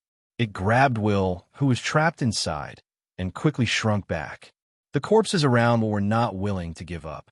They stacked together and roared as they clawed at the giant hand, wanting to keep it. Their actions undoubtedly greatly angered the owner of the giant hand. With a shake of the giant hand, the world within the picture was immediately shattered into pieces, and the countless corpses were also smashed into pieces. After punishing the undead inside, the giant hand slowly retracted and finally disappeared into the wooden frame. In the corridor, Alice waved the gem of truth, chasing away the detestable spirit that wanted to take the opportunity to ambush her. At the same time, she pulled her right hand out of the picture on the wall with great difficulty. There was a soft poof. Her arm was pulled out, and the acolyte was pulled out along with it. Seeing that its prey had been rescued, the spirit body was clearly enraged. With a piercing scream that tore through the clouds, the picture was filled with white smoke, and countless corpses surged towards the exit in a frenzy, looking like they wanted to charge out. Alice smiled coldly and waved the gem of truth. A series of twisted and strange runes appeared in the middle of the wooden frame. Ami Asa, slumber the dead. When Alice quickly chanted the secret spell, the wooden portrait suddenly shone with a dazzling white light. An inexplicable white whirlpool appeared and sucked the screaming spirit into it. When the white light dissipated, the wooden frame returned to its original state. The spirit was howling angrily on the grayish-black grass, and on top of a small mound. He had finally sealed the other party again. Alice turned around and smiled at Hualun. "Hey, big guy, if you take one more step back and alert the monster sealed in the picture, I won't be able to help you anymore." Hualun held his right arm and turned around in shock. Only then did he realize that he was a little too close to a wooden frame on the other side of the wall. And in that portrait, A strange ghost ship was moving forward quickly in the midst of the raging waves. Even though he did not know what kind of monster was sealed in it, Hualun did not want to be sucked in by the picture just from what happened to Will. Therefore, he quickly distanced himself from the picture. It seemed like the guards arranged by Magus Sack in this corridor were the various monsters sealed in the picture. Now that they had figured out the layout of this place, it would be a lot easier to deal with later on. Every time they advanced a certain distance, Alice would shine the gem of truth and discover the location of the spell traps. What they needed to do was to take turns to attack and seal it in advance. It could be seen that this was the main place where Magus Sack conducted his secret experiments, so the spell traps he set up could be said to be concentrated. There were monsters sealed in the picture, alarm traps hidden in the candlesticks, and killing mechanisms hidden under the floor. It was not hard to imagine that when an intruder entered this area, even if it was 1,000 miles away, Magus Sack would still be able to detect the abnormality. When that time came, all he needed to do was to rush back in time and trap the enemy in the depths of the corridor like a turtle in a jar. Any spell traps, mechanisms, or groups of wizard beasts would always need a Magus to control them. But now that Sack was dead, no matter how tight the defense of this laboratory was, it would still be breached one day. Thus, after a night of torment, the group finally arrived at the end of the corridor, the entrance to the laboratory. Here, a strange human face protruded from the wooden door. Chapter 3:12. Asterisk sigh. Asterisk the strong acid splashed onto the wooden door. Before the spell formation could be activated, the entire door was destroyed. The 4 acolytes grimaced in pain as they looked at the mess in front of them. Then, they looked at the strange monster that Alice had summoned out of nowhere and let out a silent howl in their hearts. F***CK. Why didn't you summon such a powerful wizard-level monster earlier? Why did you have to wait for us to suffer enough before letting it out to clean up the trash? However, on the surface, the acolyte's attitude towards Alice had become even more respectful. Of course, anyone who faced a quasi-wizard who could summon a wizard-level monster with a wave of her hand would have to be as careful as they were. They were afraid that Alice would find them an eyesore and spit acid at them. If that happened, they would really die a horrible death. Even the powerful defensive secret witchcraft door would be defeated by the rotting monster's strong acid of up to 50 degrees. The few acolytes would not even be able to last a single bite. With the rotting monster's help, the subsequent exploration would be much easier. Although Sark was an old elite wizard, the spells and traps he had set up were not only hidden, but also extremely powerful. However, without Sark's control, and this was not a regular wizard tower, the inanimate traps would not be able to stop the rotting monster's violent attack. Whether it was a secret witchcraft door, a witchcraft trap, or a dimensional space seal, the rotting monster would spit green saliva at them. Then, everything would turn into a suffocating white smoke amidst the corrosive acid, and would no longer be able to function as it should. At the end of the corridor, they found the witchcraft laboratory collection room and study left behind by Wizard Sark. Alice held her head high and led the rotting monster through the secret door. She looked around the laboratory and waved her hand. Go, find all the valuable things here for me. Whoever brings back enough good stuff, this lord will naturally reward them according to their merits. Quick, quick, quick! Under Alice's urging, the 4 sorcerer apprentices were immediately, as if they had been injected with chicken blood, shouting as they rushed to each corner. After all, this was a wizardry laboratory set up by a veteran elite wizard. Anything they found would be enough to benefit them endlessly. Of course, most of it belonged to Lady Alice. As for them, they only needed a negligible portion. Alice stood still, her hands behind her back. She squinted her eyes as if she was waiting for something. Sure enough, just as everyone was happily collecting and dividing the resources and treasures here, an indescribable sense of danger overwhelmed Alice's heart. Yes, this is the feeling. Alice's heart trembled slightly, and her narrowed eyes emitted a sharp light. The last time she was in the forest camp, she suddenly felt this inexplicable fear and was soon attacked, so she couldn't be more familiar with this feeling. On that dark night, she, Alice, a mere quasi-sorcerer, truly experienced the helplessness of facing a powerful enemy. The spatial defense had been forcefully crushed by the giant serpent Magus. It had been directed elsewhere by that damned illusionist. Birdcage absorption. Her spatial methods were simply unable to break through the external defenses of the two magi. Just as she was about to give up everything and escape the camp, she was struck by the eye of petrification of the strange Magus with the snake head. Thus, the powerful petrification power wreaked havoc in her body, quickly causing her legs to become numb and stiff. Subsequently, she turned into a lifeless ash-white stone. Left with no choice, Alice could only resist the petrification power's assault while escaping with Cabby. Unfortunately, the two magi seemed to have come prepared. They were able to accurately pinpoint the location of her teleportation every time and then aggressively chased after her. As for her, most of the energy in her body was used to resist the petrification power. The more she used spatial force, the more parts of her body were petrified. In the end, Alice could only abandon Cabby and escape by herself. However, she still couldn't shake off the other party's pursuit. Finally, after one teleportation, she could no longer control the petrification power in her body. Fear was written all over her face, and Alice slowly turned into a stone person. What kind of feeling was that? She could clearly feel every inch of her flesh losing feeling, and could clearly feel her internal organs becoming heavy and stiff. She gradually lost control of her body, and her consciousness gradually faded. She wanted to scream, but found that her vocal cords had already been petrified. She wanted to cry, but found that she couldn't even complete the action of crying. The fear and pain of having one's body petrified while one's soul remained temporarily, slowly waiting for the last trace of consciousness to fade away. Those who hadn't experienced it would never be able to understand. The two magi chased after her and discovered that her body had been completely petrified. However, just as the giant snake Magus was about to smash her to pieces with one palm and complete the mission cleanly and happily, the female illusionist suggested keeping her. Once Alice's soul completely faded away, she would definitely be a very good collector's item. While they were waiting, Alice was trapped in her petrified body.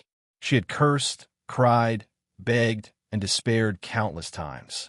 It was a pity that she was a lonely prisoner in the pitch-black space of her consciousness. She was completely powerless to break out, and it was impossible for her to transmit any voice or consciousness out.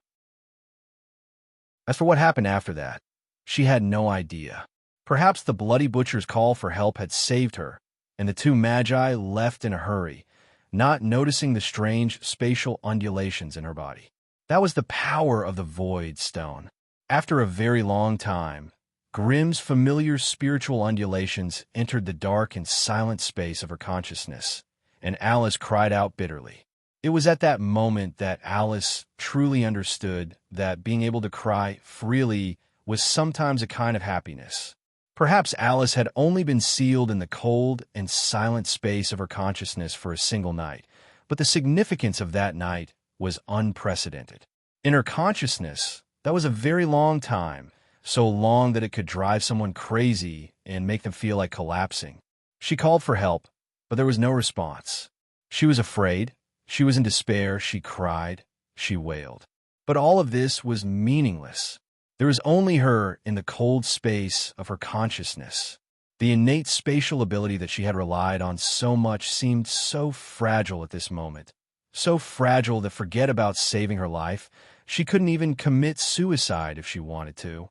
She could no longer tell how many reincarnations her thoughts had gone through in the deathly stillness of the darkness. When she gave up her pride and external illusory power, for the first time, Alice used all her soul's strength to worship the only thing that could bring her hope. Fate. She prayed sincerely. She no longer wanted to bargain with fate, and no longer wanted something from it. Alice was willing to become a believer of fate, and take up her mission, and walk on. Just as Alice understood the nature of her power, Grimm's spiritual undulations broke through the dark prison like a god and penetrated into her consciousness. At that moment, Alice actually wanted to cry, but she smiled silently in the darkness. Of course, Grimm could not understand the subtle change in Alice's consciousness. After all, at that time, he was also facing the invasion of the petrifying force in his body and the crazy destruction of the Abyss aura. He only cared about bringing Alice and Cabby back to Fedinin City and did not have the time to slowly appreciate everything that had happened to Alice. It was not until he ordered a magic tattoo for Alice that Grimm noticed the change in her. Alice, who had always been violent and evil, had abandoned all magic patterns that could strengthen her innate spatial talent and asked Grimm to increase her spiritual acuity and insight. This request was simply unheard of, and it was beyond Grimm's understanding. It was at that moment that Grimm realized the changes that had happened to Alice. Alice had really started to believe in fate and was willing to believe in it. This was extremely rare. After all, the innate spatial talent could be seen, and as long as it was strengthened, it would immediately increase her combat power and survivability. Fate had always been an illusory thing. You did not know where it came from, nor did you know how to train it. It was undoubtedly a huge waste to spend resources on something like this. At least, that was what most wizards thought. But Grimm was definitely not one of them. To be honest, Alice's innate spatial talent was indeed enviable. But no matter how good her innate talent was, it could not be compared to the title of Witch of Fate. In the sorcerer world, there were only 13 witches with this title, and they were the core skeleton that supported the huge group of northern witches. After tens of thousands of years, the once powerful 13 branches of northern witches had flourished, and some had declined. Undoubtedly, the Witch of Fate was one of the branches that had been cut off. However, as long as the inherited law of the Witch of Fate was still integrated into the huge consciousness of the sorcerer world, its inheritance would not really be cut off. Over the years, a large number of inheritors of the Witch of Fate with strange talents had appeared, which indicated that after thousands of years of silence, the branch of the Witch of Fate was about to usher in a new era. For this reason, the Northern Witch group did not even hesitate to send out many guides to lead these inheritors of the Witch of Fate back to the Tower of Fate. And 8 years later, the Battle of Fate would begin as scheduled. At that time, no matter who survived, they would smoothly become a true Witch of Fate, thus adding another branch to the existing system of the entire Northern Witch group. At this moment, it was very likely that the person who was so persistent in killing Alice was for the Battle of Fate 8 years later. Or a certain inheritor of the Witch of Fate had a powerful force behind her and was helping her eliminate competitors. Or some forces in the Sorcerer Continent did not want to see the power of the Northern Witches continue to grow, so they consciously attacked and interfered with the inheritance ceremony of the Witch of Fate. In short, for the first time, Alice felt so clearly that she was in danger. Her trip to Willet Castle this time was an adventure, and even more so, a fishing operation. But Chapter 3:13. The crisis had come so quickly and so urgently that it had far exceeded everyone's expectations. Just a moment ago, Alice was still inspecting her spoils of war in the safe and sealed witchcraft laboratory on the 3rd floor of the castle. The next second, with a loud crack, the roof of the 3rd floor of the castle that had been reinforced by layers of witchcraft was blown away. For a moment, broken wooden pillars, collapsed walls, damaged witchcraft formations, and rolling sand and debris that poured down like raindrops. It almost covered the entire main building of the castle. Screams and exclamations sounded from all over the castle. Alice raised her head in horror. Amidst the crazy pouring of thousands of broken wood and scattered rocks, the dark starry sky suddenly came into view. A huge, flying magical creature was hovering above her head, casting a terrifying shadow that made her heart palpitate. Even though she had a premonition that there would be an attack, the other party actually caused such a huge commotion. This was definitely beyond Alice's expectations. Above the sky, This was a pseudo-giant dragon that was 8 meters long. It had gray scales, rough and strange skin that had a metallic texture, a sinister and terrifying thin dragon head, short forelimbs, and thick and powerful hind legs. Behind it was a strange dragon tail that was 3 meters long with a spindle at the end. A pair of huge gray membranous wings stirred up whistling winds that made it difficult to open one's eyes. The reason why she called it a pseudo-giant dragon was that she could not feel the terrifying draconic aura of a real giant dragon from it all. However, it had many physical characteristics of a giant dragon, so Alice dared to say that this was definitely a subdragon, a hybrid subdragon, born from the mating of a real giant dragon and another species. Looking at its protruding mouth and monkey cheeks, and looking at the familiar gray long tail behind it, Alice could not help but guess that the parent of this subdragon couldn't be a large rat, could it? With the licentious nature of giant dragons, coupled with the omnipotent transformation ability of the ultimate transformation spell, it was not impossible for a giant dragon and a female rat to fuse and leave behind such a strange hybrid. However, Alice quickly cast these boring thoughts aside and focused on the beautiful woman sitting behind the subdragon. It's her. It really is her. Ever since that night, the Cerubo family had mobilized a large number of people, but still couldn't find any specific information about the strange woman. Sure enough, she had also chased her here. A look of panic and fear appeared on Alice's face. She tried to hide behind the corrupted magic robe, but in private, she secretly turned the wooden ring on the little finger of her right hand. A secret spell was silently transmitted out. Stop pretending. The beautiful illusionist sitting high above the bat dragon sneered disdainfully. You don't have to think about sending a message to the distance anymore. From that moment onwards, all spells here will be intercepted. You won't have the chance to call for reinforcements. Hearing those words, Alice's face stiffened. She hurriedly raised her right hand and frantically called out into the distance. Unfortunately, there was only static coming from the wooden ring.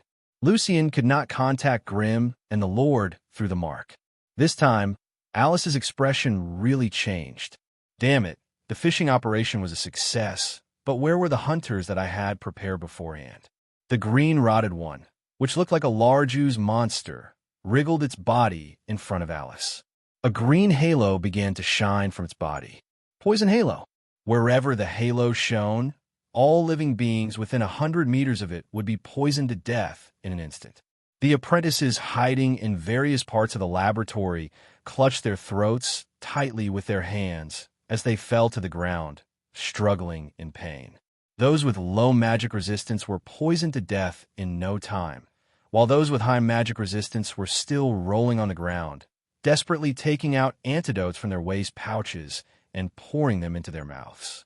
But looking at how they were gasping for air, they wouldn't be able to hold on for much longer.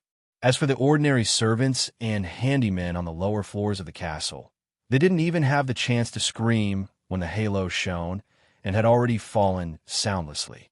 In order to better attack the enemy, the rotted one didn't care if there were any of its own around it. Of course, as its temporary master, Alice could still enjoy immunity from the attack. The beautiful illusionist sitting high above the bat dragon quickly took out a white bead and gently stuffed it in her mouth. Very soon, the green color on her face began to fade. As for the bat dragon she was riding, it had inherited the giant dragon odd joie's resistance. 2 clouds of black smoke puffed out of its huge nostrils, and it sneezed once, which allowed it to survive the rotting one's poison attack. Damn it! If I had known that their plan wouldn't work, I would have brought Master's Inferno Tyrant along. Alice cursed angrily, but she also knew that this was purely her own imagination.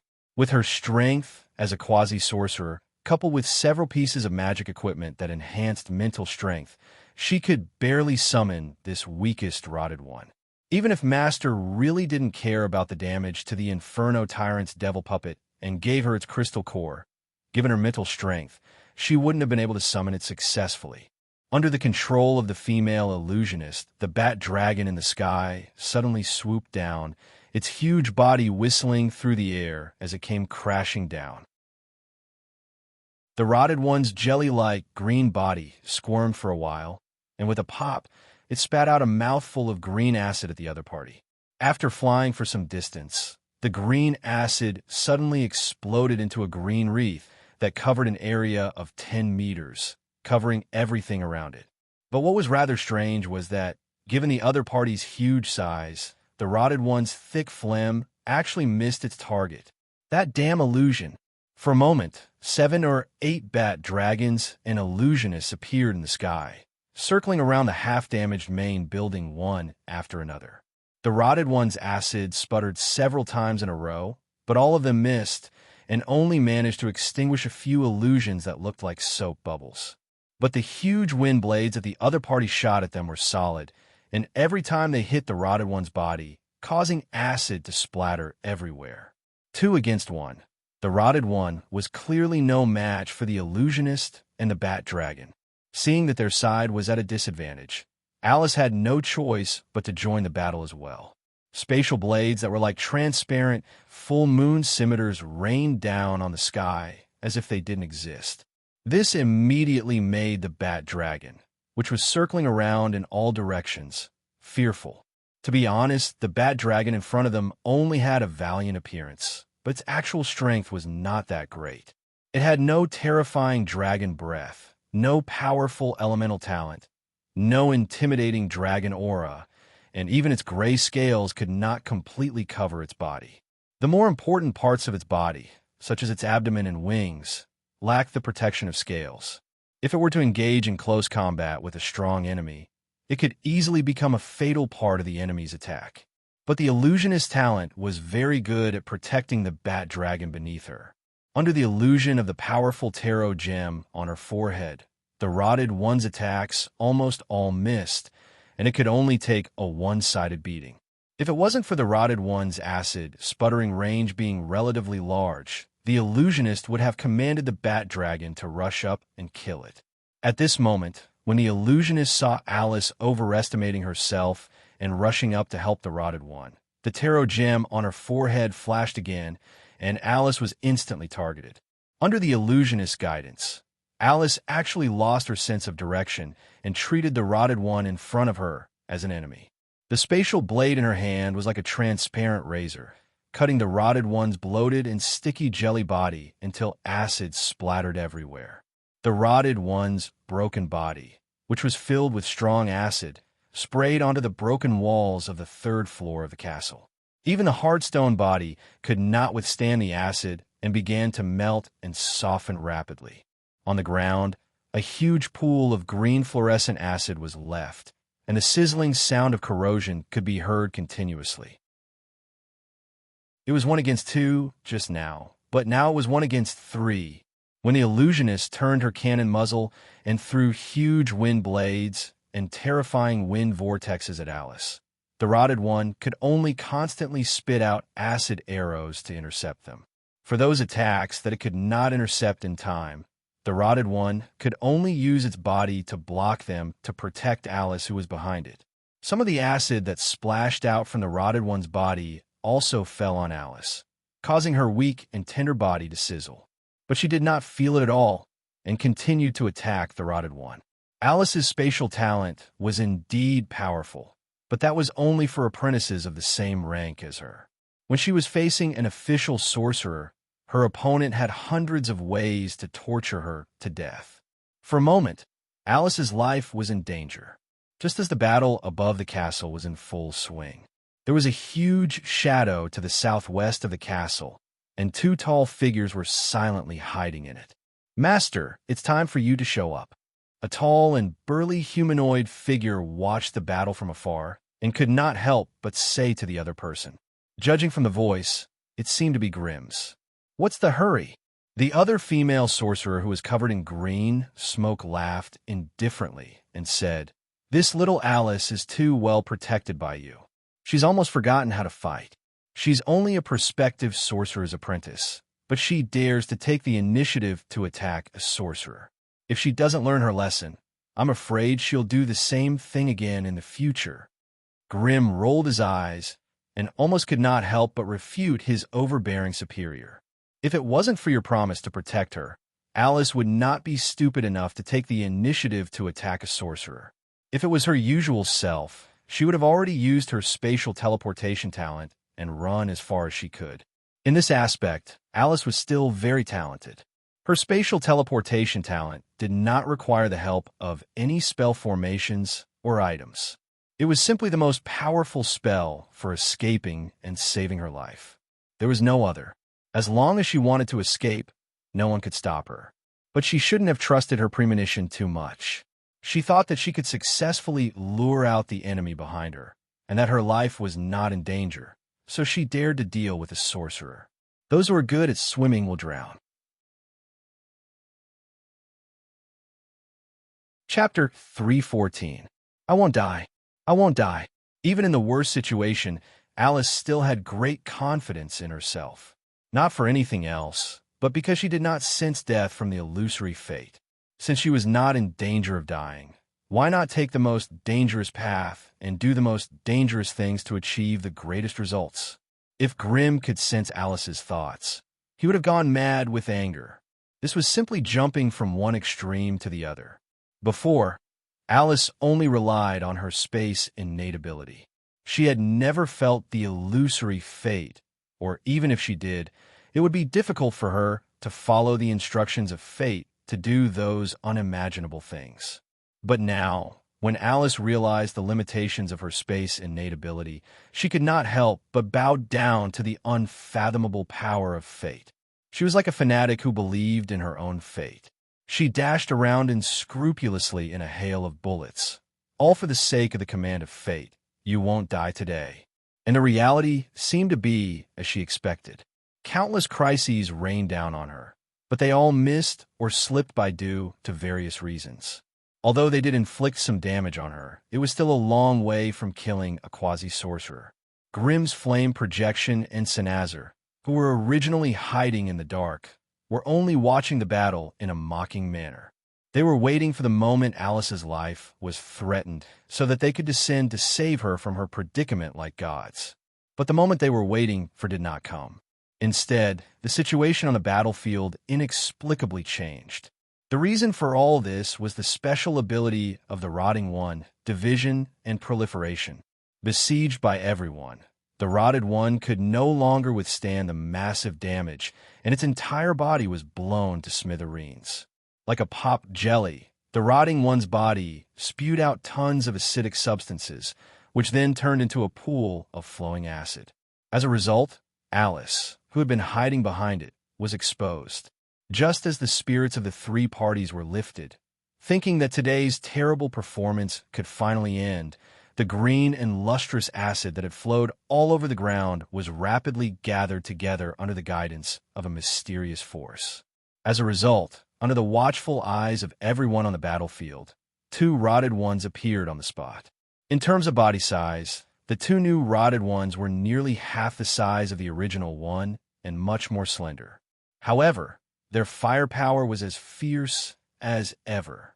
After splitting and multiplying, the defense of the new Rotted Ones was greatly reduced. However, for this kind of elemental monster that advocated attack after attack, having a tough outer skin was not a problem.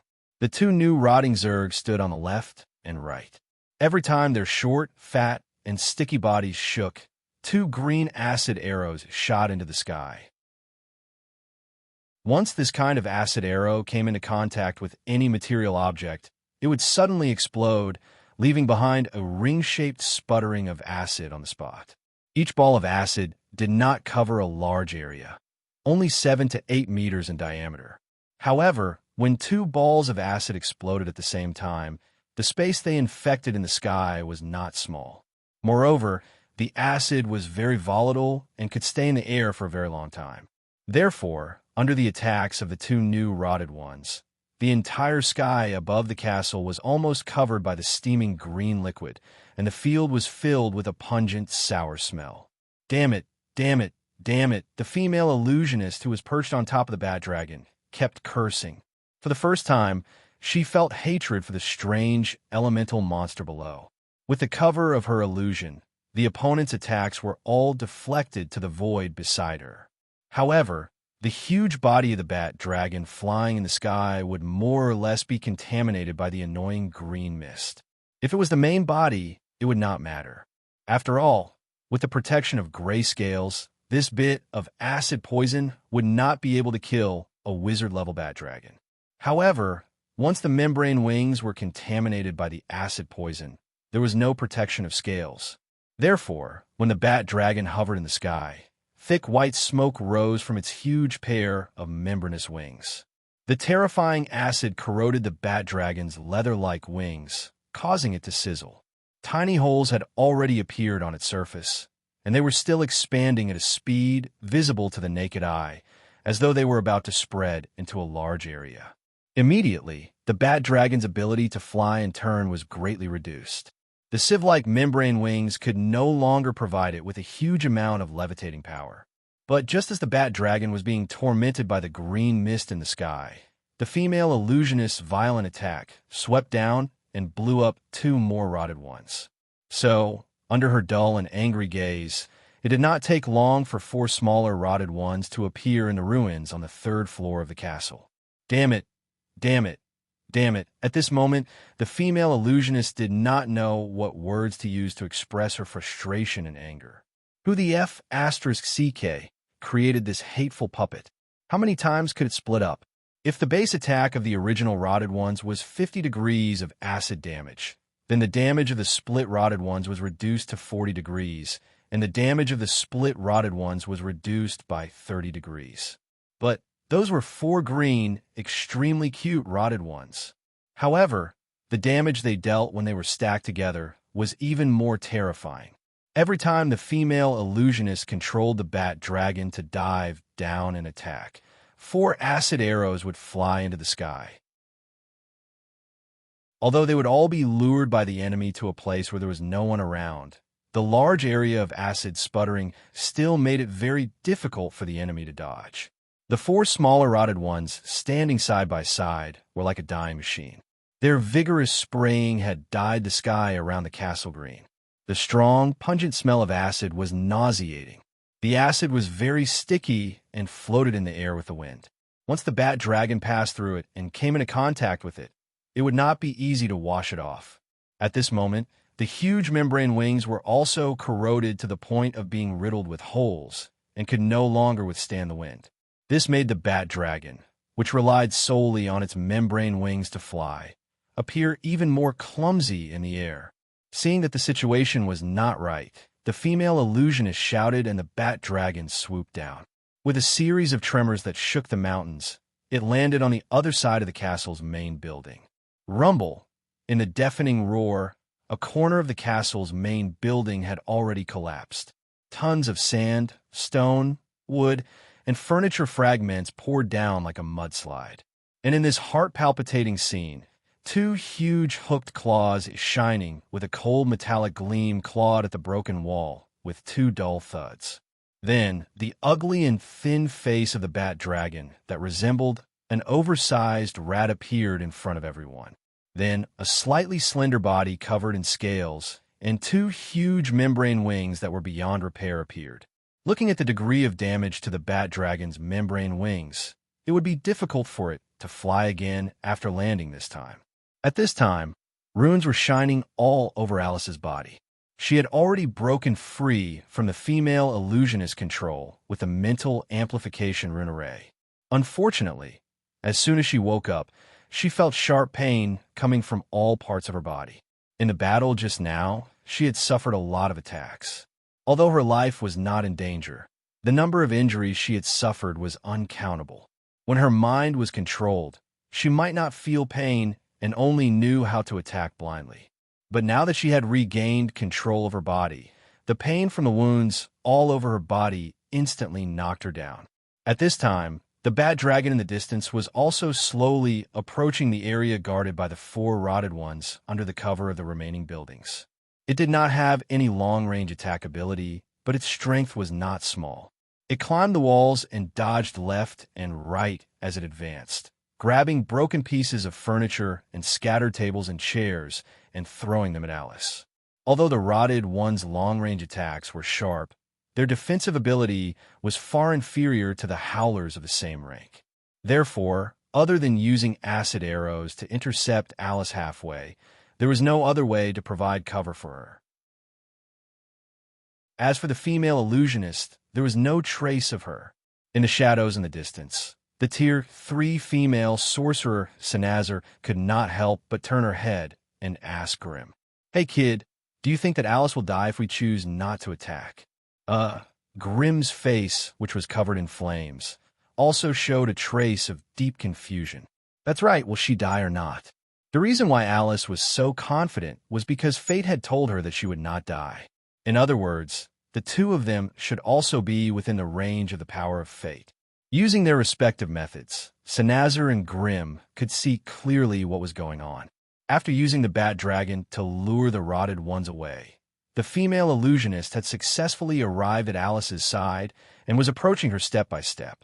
At such a distance, as long as the female illusionist was willing to take a round of attacks from the Rotted Ones, she could definitely kill Alice. So if there was a need to act, now was the time for Senazar to show herself. But to be honest, even Grim, the master of the Rotted Ones, was hesitating deep in his heart. He wanted Senazar to save Alice immediately and end today's farce, but he also wanted to wait and see if fate, the so-called most powerful force in the world, had any other means or ability to save Alice from death. Looking around, there were not many people left in the vicinity of the castle. If Alice had a savior, where would it come from? Alice was a subordinate that Grim had invested a lot of resources to nurture, and letting her die here was undoubtedly a huge waste. But Grim really wanted to know if fate was really so evil and powerful. Two different thoughts lingered in his mind, causing him to feel uneasy. AI, Chip, what are the chances of Alice surviving if we don't act? 0. Excluding all uncontrollable mysterious factors, Alice's chances of survival are 0. Damn it, since Alice could not survive alone, then he had to act. Using the life of an important subordinate to him to slap fate in the face was something that Grim could not bring himself to do. However, just as Grim turned to Senazar and made a request, there was an unexpected change on the battlefield in the distance. Chapter 315.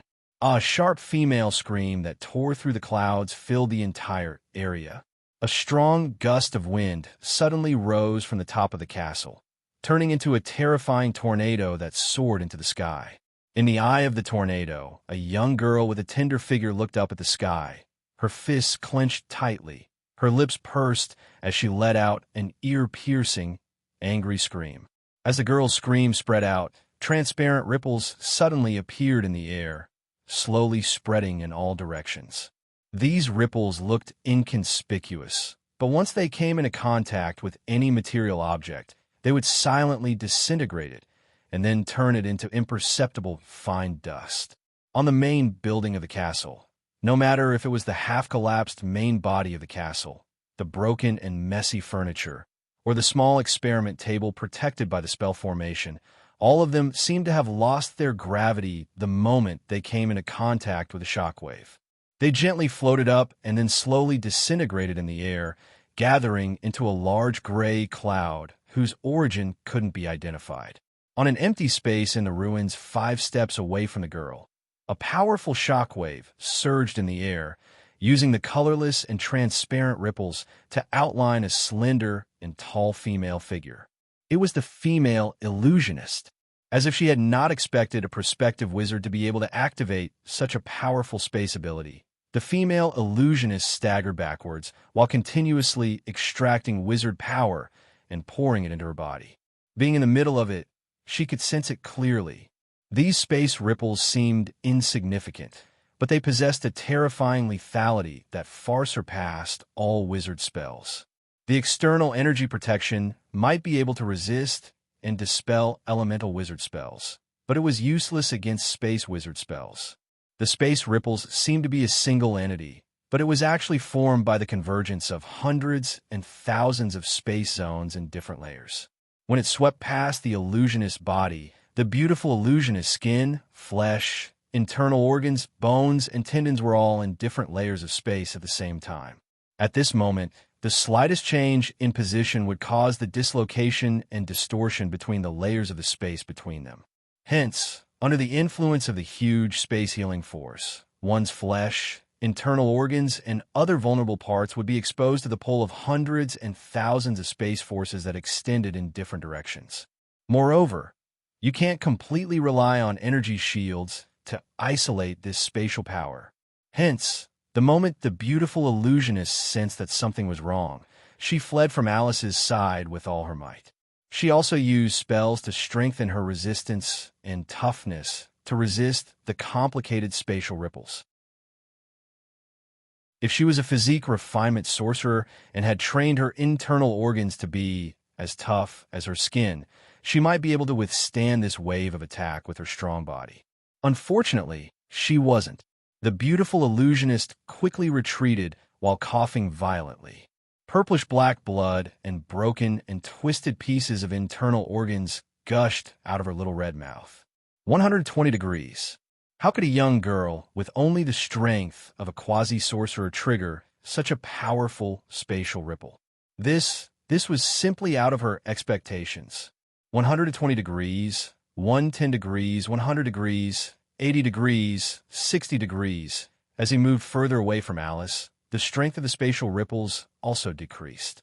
When the female illusionist finally stopped, she was already more than 70 meters away from Alice. The strength of the spatial ripples here was only 20 degrees, which had fallen into the range she could withstand. At this point, the female illusionist no longer retreated. Instead, she endured the baptism of the shock waves and silently prepared the spell in her hand. Originally, she wanted to torture Azuma like a cat toying with a mouse before killing her.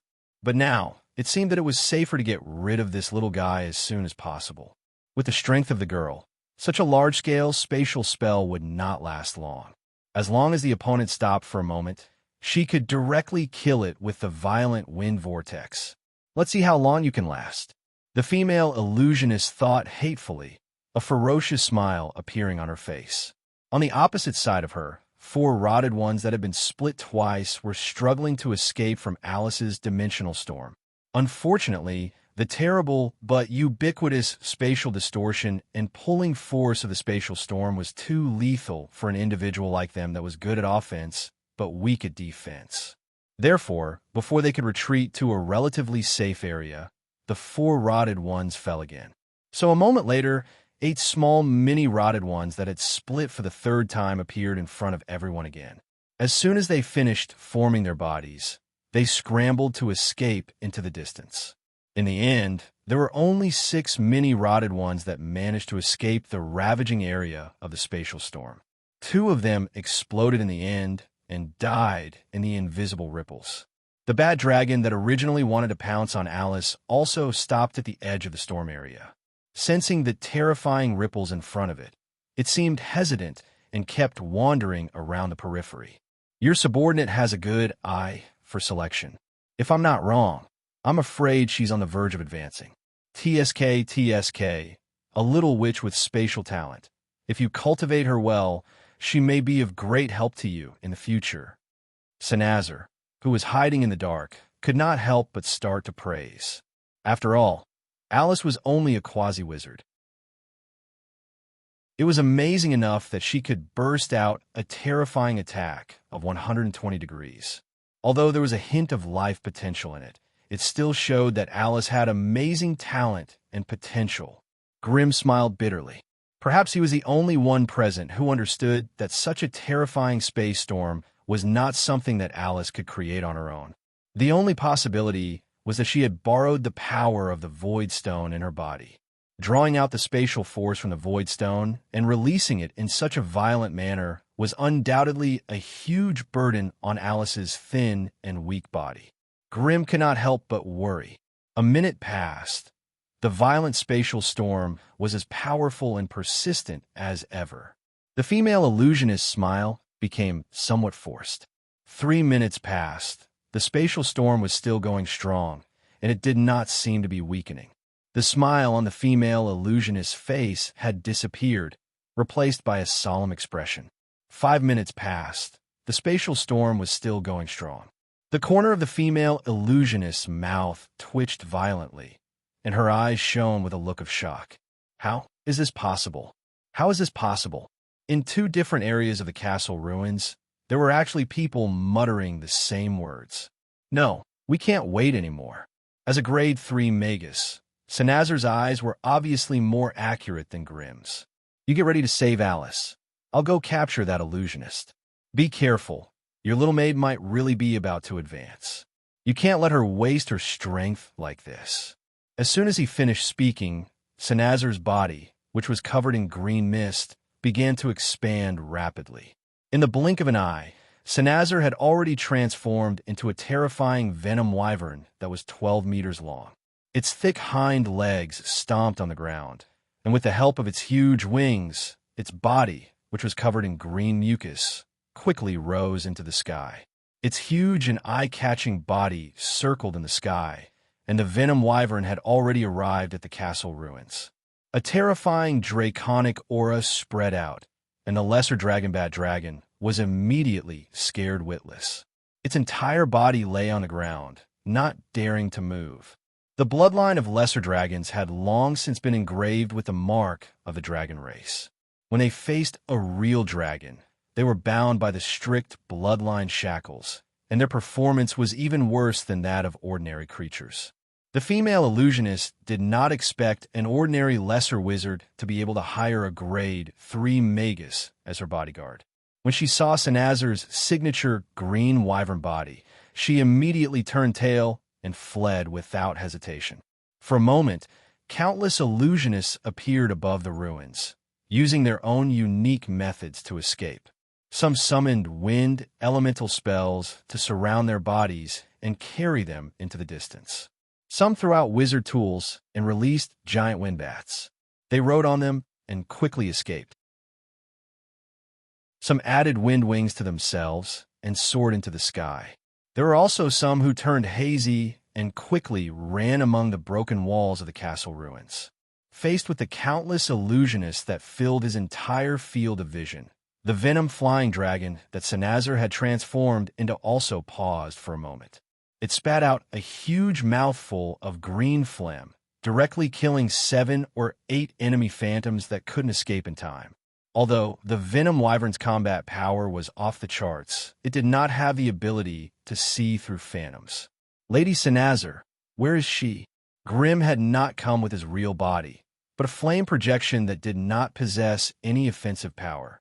However, this did not stop him from using his elemental sight to control the situation. Pooh! Pooh!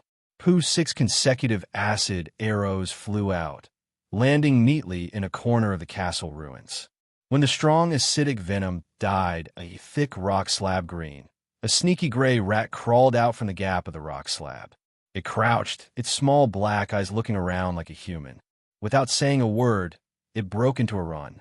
I've already locked onto your scent, and you still want to run? Stay here.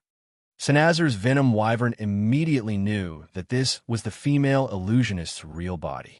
It roared as it dove down. Its massive body crashed into the crumbling castle's main building, instantly leaving a large, black hole.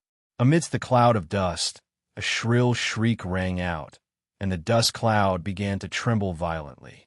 The battle did not last more than 3 seconds. Very quickly, all that was left in the dust cloud were miserable shrieks of pain. Shortly after, the venom wyvern's huge body parted the dust cloud and appeared in front of Grimm. An old witch's thigh had been bitten through, and she was hanging there, barely breathing, in the middle of its huge mouth filled with fangs. A witch. Chapter 3:16. It was unexpected, but it made sense. Seeing the old witch with a hunched back, old face, and turbid eyes, Grimm almost mistook her for Leona from Sky City. After all, almost all old witches looked the same. She was so ugly that he could not look at her directly. It seemed that the beautiful illusionist from before was also an old witch in disguise. Grim could not help but feel disgusted at the thought of the ugly and evil old witch hiding under her beautiful appearance. Now that he had caught the culprit, he had to deal with Alice next. It was obvious that the strong stimulation of danger had caused her to go berserk.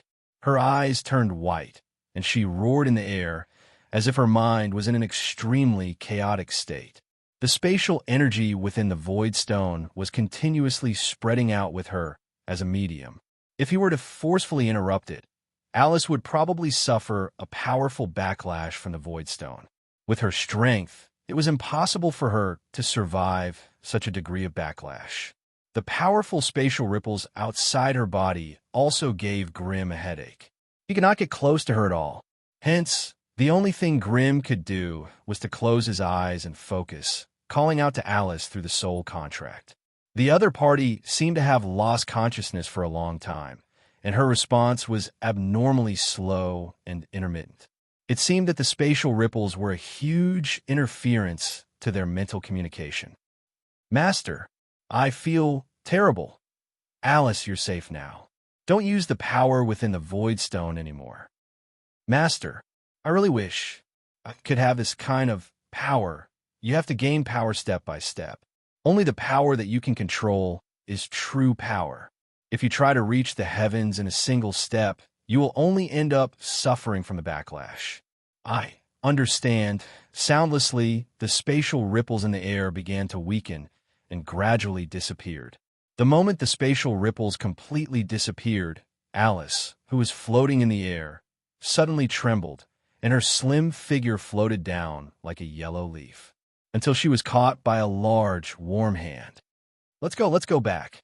Following which, a dense spell formation appeared in the air, and countless dazzling runes formed a halo that hovered around a few of them. The white light grew brighter and brighter, and gradually became too bright to look at. Finally, after a sharp explosion, they disappeared into the castle ruins. South Felder City, Magus Tower, in a secret room on the 10th floor. With a bang, white light flashed, and Senazar, Grim, and Alice appeared in the middle of the secret room. The dazzling light slowly faded from the spell formation under their feet. The dissipating spatial energy collided against the stone walls of the secret room, but it was absorbed by the defensive spell formation that suddenly appeared. With the Magus world's knowledge of runes and the power of the rune system, the teleportation spell formation was an essential and important facility in almost every Magus tower. However, every time it was used, the basic mana crystal consumption was more than 1,000. Moreover, as the distance of teleportation increased, the consumption of magic crystals would also increase exponentially. Therefore, very few wizards were willing to use it as a means of transportation. Moreover, in a Magus tower, the authority to control the teleportation spell formation was of utmost importance. A Tier 1 Magus like Grim had no access to it. If Magus didn't Alice Magus. If for her that she Magus, and that was maggot. Take her to recuperate. I'll arrange the advancement ceremony as soon as possible. Senazar lifted a golden birdcage in front of her and smiled sinisterly. "Leave these two to me. I'll get something from their brains." In the golden birdcage, the bat dragon, whose body had shrunk a few dozen times, and the old which were lying unconscious inside, their bodies surrounded by strange and mysterious runes. Grim's flame projection bowed to Sanaa before leaving with Alice in his arms. In the residence on the 7th floor, the flame image carefully placed Alice on the bed, then returned the magic core to Grim. Only then did it fuse with him. This flame image was something that Grim had recently digested and absorbed a large amount of knowledge regarding the Silver Alliance's puppet creation. He had created a new way of using fire elemental magic. It was a pity that this flame image could only contain a limited amount of power. It did not possess the battle prowess of a magic puppet and could only be used as one of Grim's fire clones. But even so, it displayed some characteristics that were superior to magic puppets in some aspects. Magic puppets were elemental creatures that had fused with the characteristics of puppets. Though they had a certain level of instincts, they did not possess complete intelligence. Hence, they could only listen to the commands of the summoner and could not act independently. This flame image was more like a fire elemental that Grimm had summoned, and then projected a portion of his soul into it. Using this method of controlling the puppet, he made it move according to his will.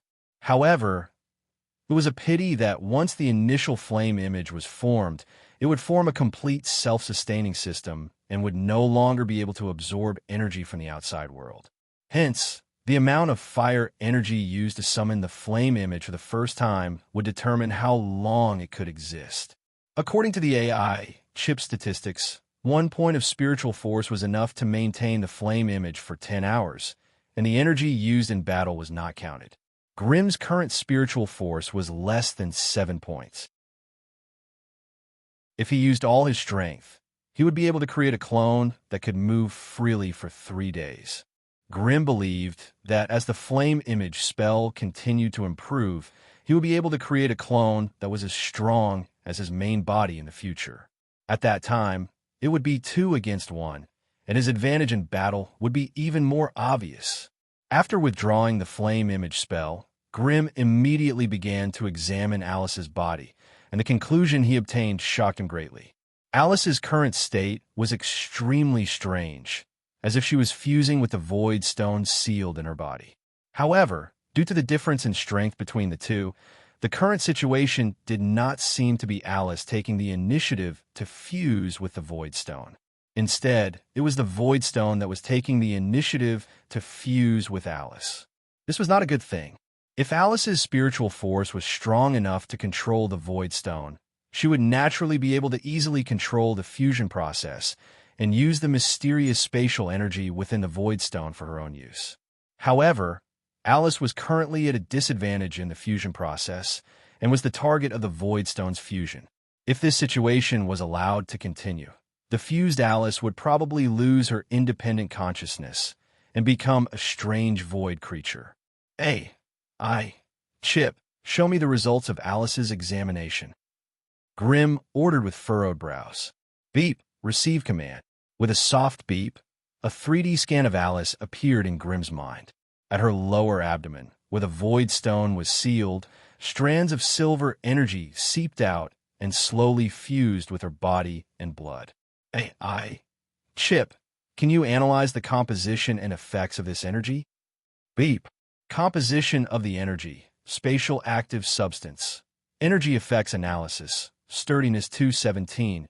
Analogous substance. Subterranean adamantine 163. Ductility 98. Analogous substance. Magic mithril 139. Conductivity. Magic ratio 82%. Analogous substance. Magic mithril 91%. Extroversion space. No. Analogous substance. Grimm silently appraised the results of the AI chip's analysis and could not help but be shocked at the power of the void stone. It was no wonder that a special item like the void stone was so difficult to find in a plane and could only be found in the boundless depths of the Sea of Stars. Not to mention anything else, just the spatial energy it absorbed and controlled was extraordinary, even a little unimaginable. What kind of power was spatial energy? Most magi were clueless about this. They only knew how to use it, but it was difficult for them to summarize the system of knowledge behind it. Otherwise, there would not be so few spatial magi in the Magus world, and they could only rely on their innate abilities to use it passively. If this void stone was in Grimm's hands, other than being able to record a bunch of boring data of unknown significance, it would be difficult for him to research anything else. Only someone like Alice, who was born with an innate spatial ability, could cause such a miraculous change in the void stone. However, with Grimm's current knowledge, it was difficult for him to judge whether this change was good or bad. Hence, after much consideration, Grimm decided to wake Alice up first. He waved his hand in the air, and a glowing red rune appeared in the air, slowly entering Alice's head. A moment later, Alice's body squirmed, and she slowly opened her eyes. "What's wrong with me?" Alice rolled out of bed and looked around suspiciously. "You accidentally absorbed the energy from the void stone in Willow Castle, and now Grim rubbed his chin, not knowing how to describe it. Now what? Is there a problem? Alice closed her eyes and sensed for a moment. She could only feel that her body was filled with an indescribable power, and even her strength was rapidly increasing. But I feel like I'm in a good condition. Grim shook his head and said helplessly, "Don't be too happy yet. You should take a look at your stomach first." Alice raised her head suspiciously, examining Grim's expression. Seeing that he did not seem to be faking it, an ominous premonition arose in her heart. Asterisk rip. Asterisk as her robes were torn apart. Alice looked down and suddenly cried out.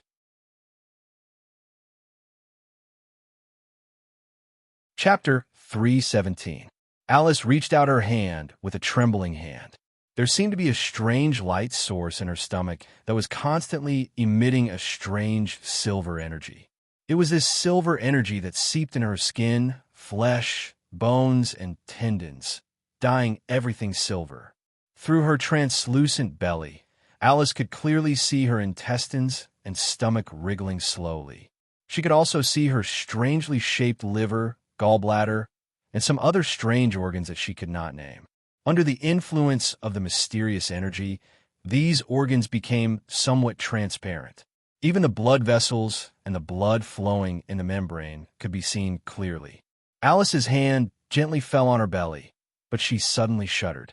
Her right hand went straight into her abdomen, as if there was nothing there, but she could not feel anything. Her belly, her innards, her flesh. Everything could be seen, but not touched. It was as if they and this body were in two different spaces. What happened to me? Alice's face was pale as she looked up at Grim and stammered. "Shouldn't I be the one asking you this question?" Grim frowned. After all, the power of space is your forte.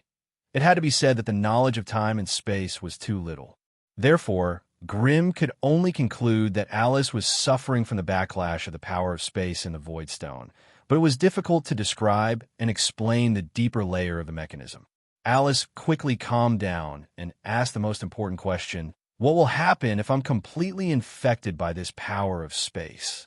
According to my judgment, you'll most likely be infected into some kind of void creature. Then we have to stop the process of fusion. I'll use a spell to take out the Void Stone. Alice, don't be hasty. I've checked carefully for you just now. The fusion between you and the Void Stone is not necessarily a bad thing. With your strength, under normal circumstances, you'll need about 3 to 5 years to advance to become a magus. However, if you make good use of this fusion, you might not even need to wait. You can consider advancing in the near future. Really? After listening to Grim's words, Alice's low spirits suddenly rose again. After what she had gone through during this period of time, Alice could no longer tolerate the weakness of an apprentice. This was a world where sorcerers were respected. If you wanted to gain basic respect and protect your own interests, the only way was to become a sorcerer. Although Alice was second to none among the sorcerer apprentices, she would attract envious gazes wherever she went. But as long as she did not become a wizard, she would not be able to enjoy true freedom and indulgence. Especially when she was facing a wizard, the disparity in status would make it hard for her to breathe, let alone retain any dignity. Hence, she had an abnormally strong desire to advance as a magus. Then what do I need to do? Alice's little face was tense, and her eyes were shining with a fiery light. Adjust your condition. Grimace thought for a moment. Don't interrupt the fusion with the Void Stone. Try to control this power in your own hands.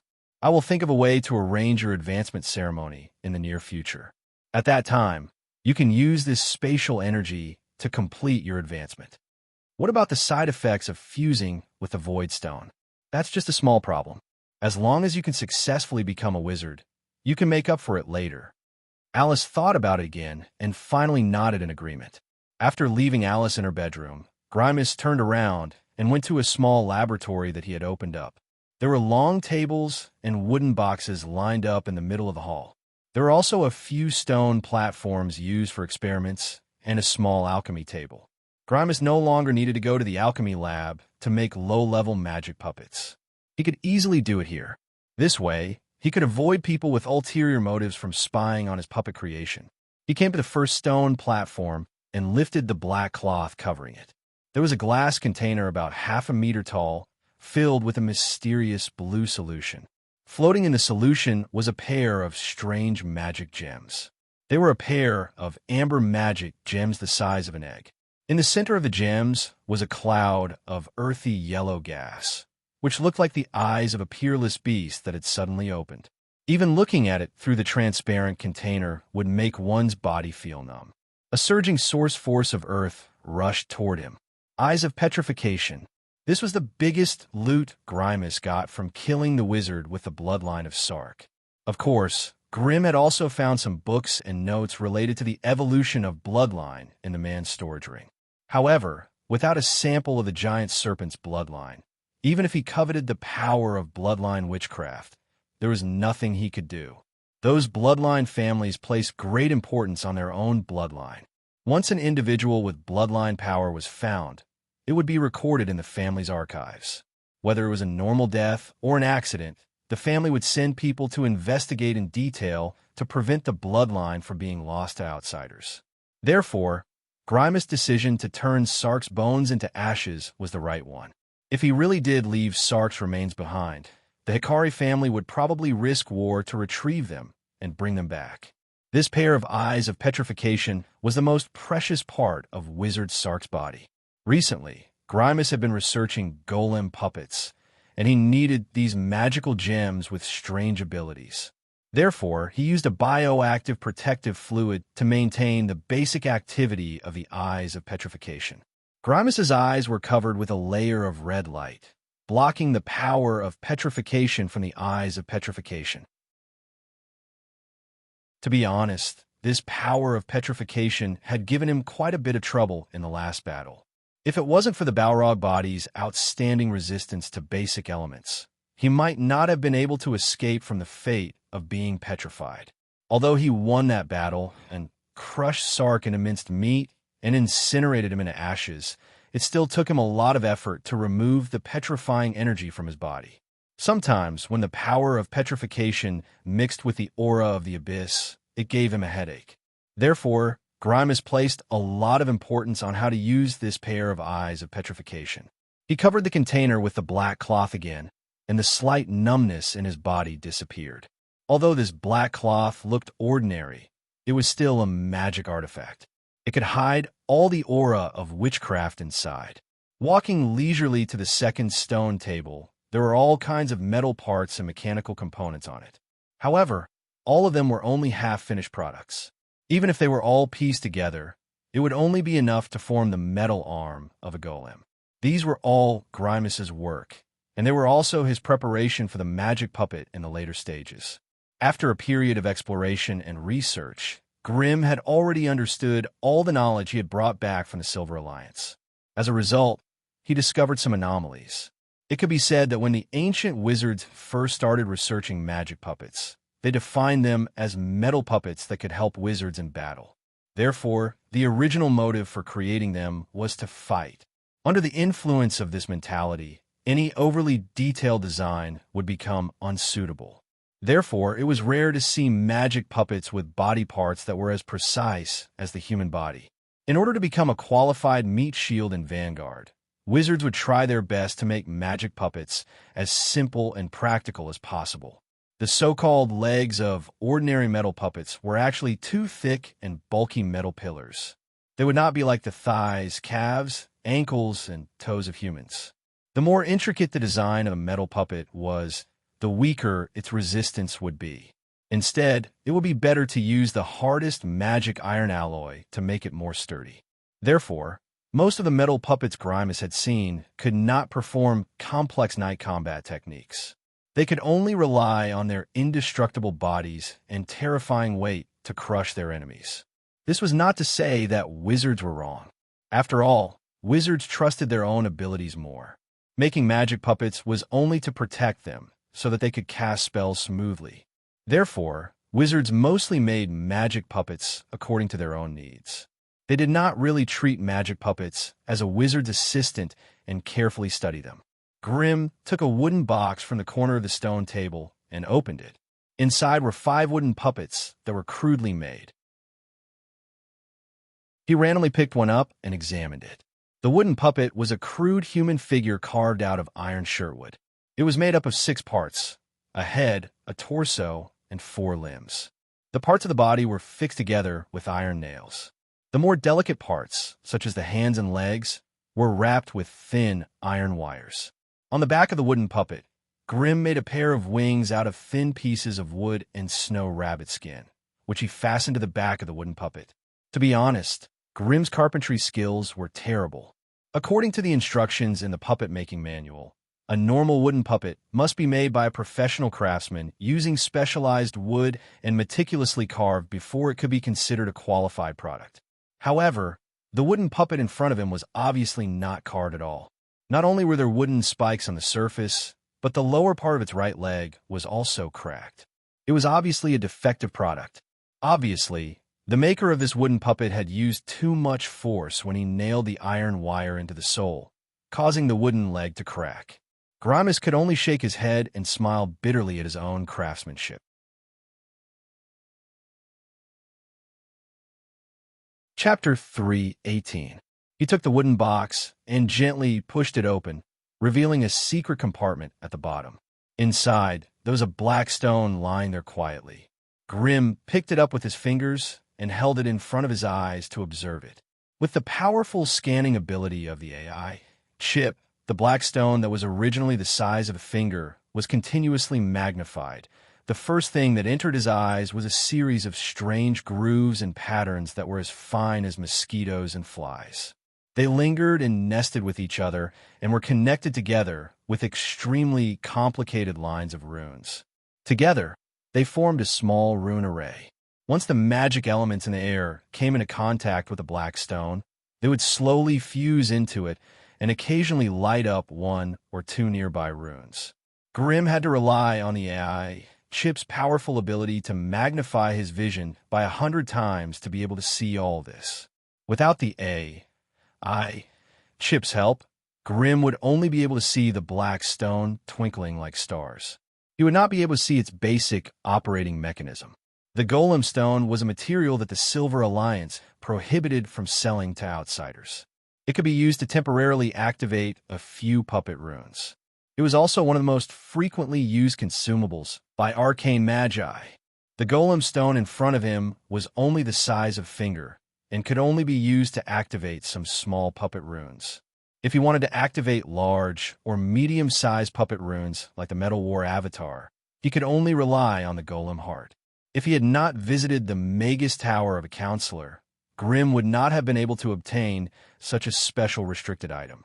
AI chip, remember to make a record. Grimm commanded calmly. Beep. 5th experiment file of the golem stone has been established. Beginning dynamic data capture. Grimm crushed the golem stone without hesitation.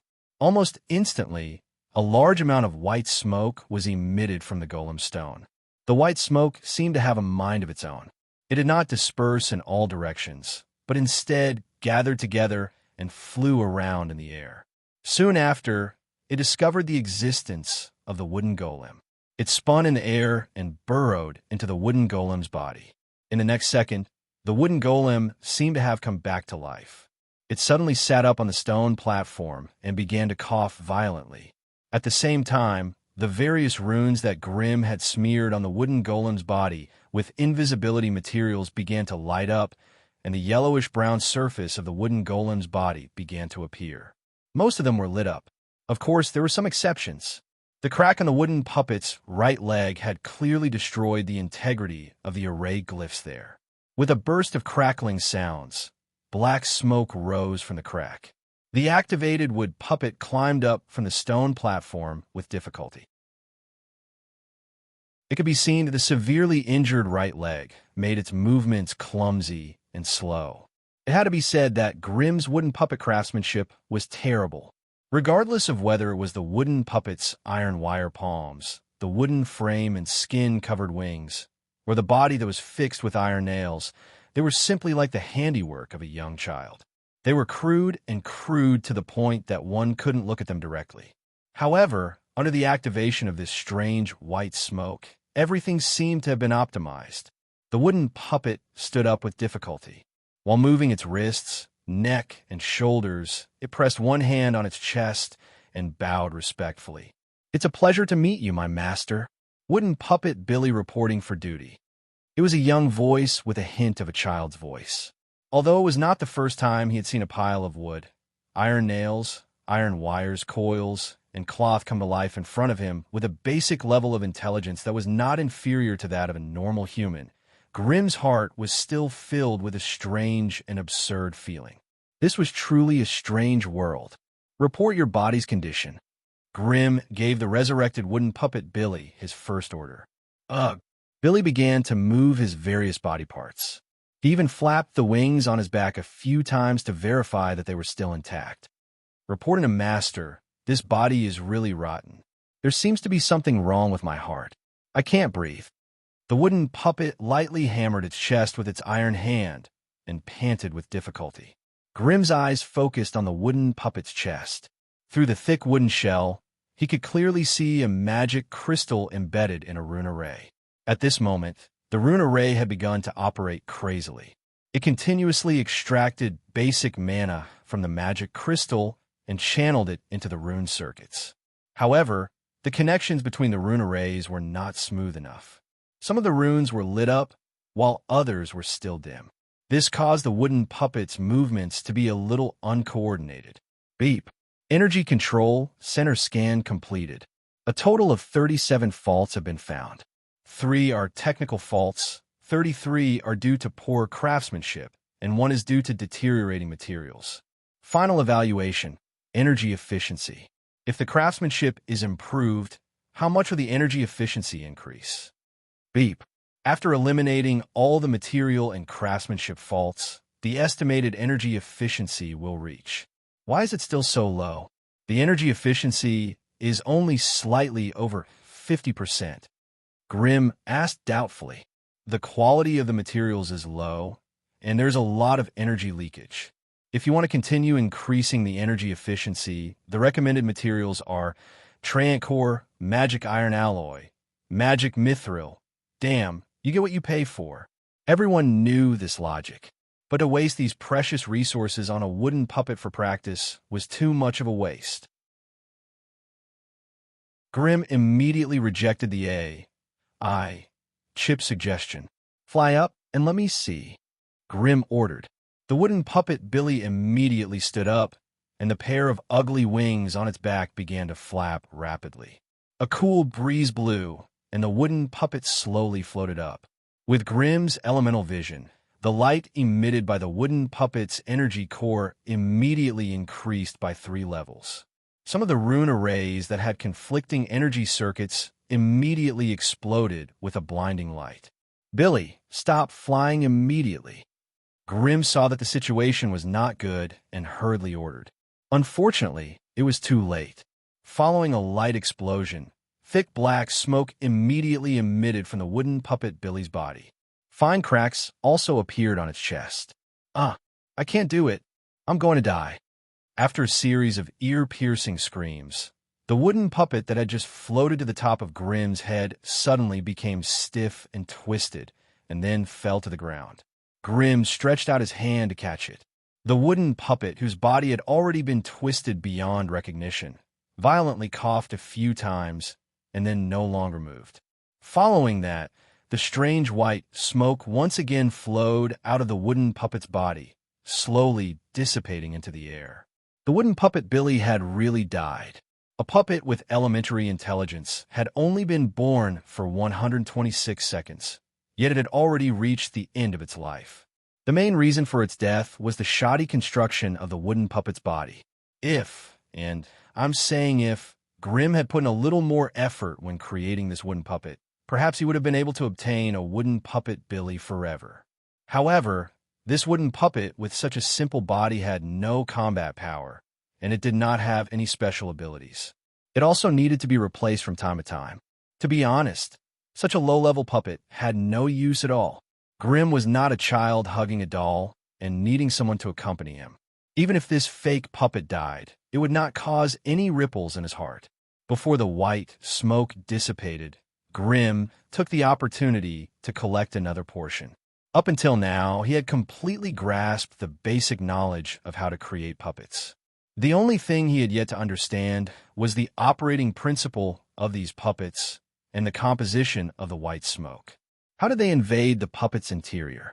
How did they control the rune formation system? More importantly, where did their elementary intelligence come from? This was the core question that Grimm had been trying to figure out time and time again. Grimm, who had come into contact with the planar wars, was very clear that the essence of a planar war was invasion and plunder. Magi racked their brains to find the coordinates of one plane after another in the vast sea of stars. What was it for? To go there and greet the natives, sit down and have a cup of coffee with them, and then talk about their dreams in life. Only the weak would have such childish and idealistic thoughts. The reason why Magi were attracted to travel millions of miles across the vast sea of stars, braving the danger of being suppressed by the plane's consciousness, and enduring the desperate siege of the natives, was because of the rich resources and a large number of slaves in every material plane. Once a plane was conquered, the resources and population in the plane would be at their disposal. If such wealth and resources were concentrated in the hands of a magus, he would be able to develop and grow rapidly. He would no longer have to painstakingly travel tens of thousands of miles in search of resources, nor would he have to explore terrifying ancient ruins to earn magic crystals to buy materials. To be honest, half of a magus's life was spent running all over the place to gather knowledge and resources. In order to avoid this, one had to have the basic strength to conquer a plane. Personal strength was one, but the strength of a group was another kind. With Grimm's current strength, if he wanted to invade another material plane, he would only be sending himself to his death. Even a material plane with the weakest overall strength would have powerful individuals with strength as high as level 3 or 4.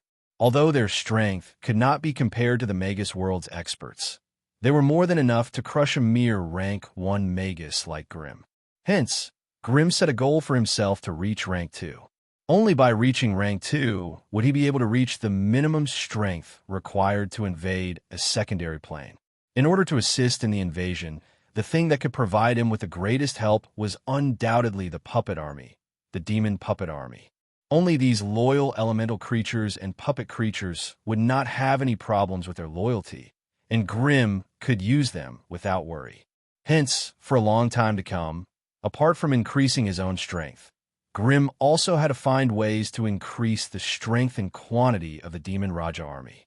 As for Mary, Alice, and KB, they were the heroes that Grimm wanted to rope into his camp.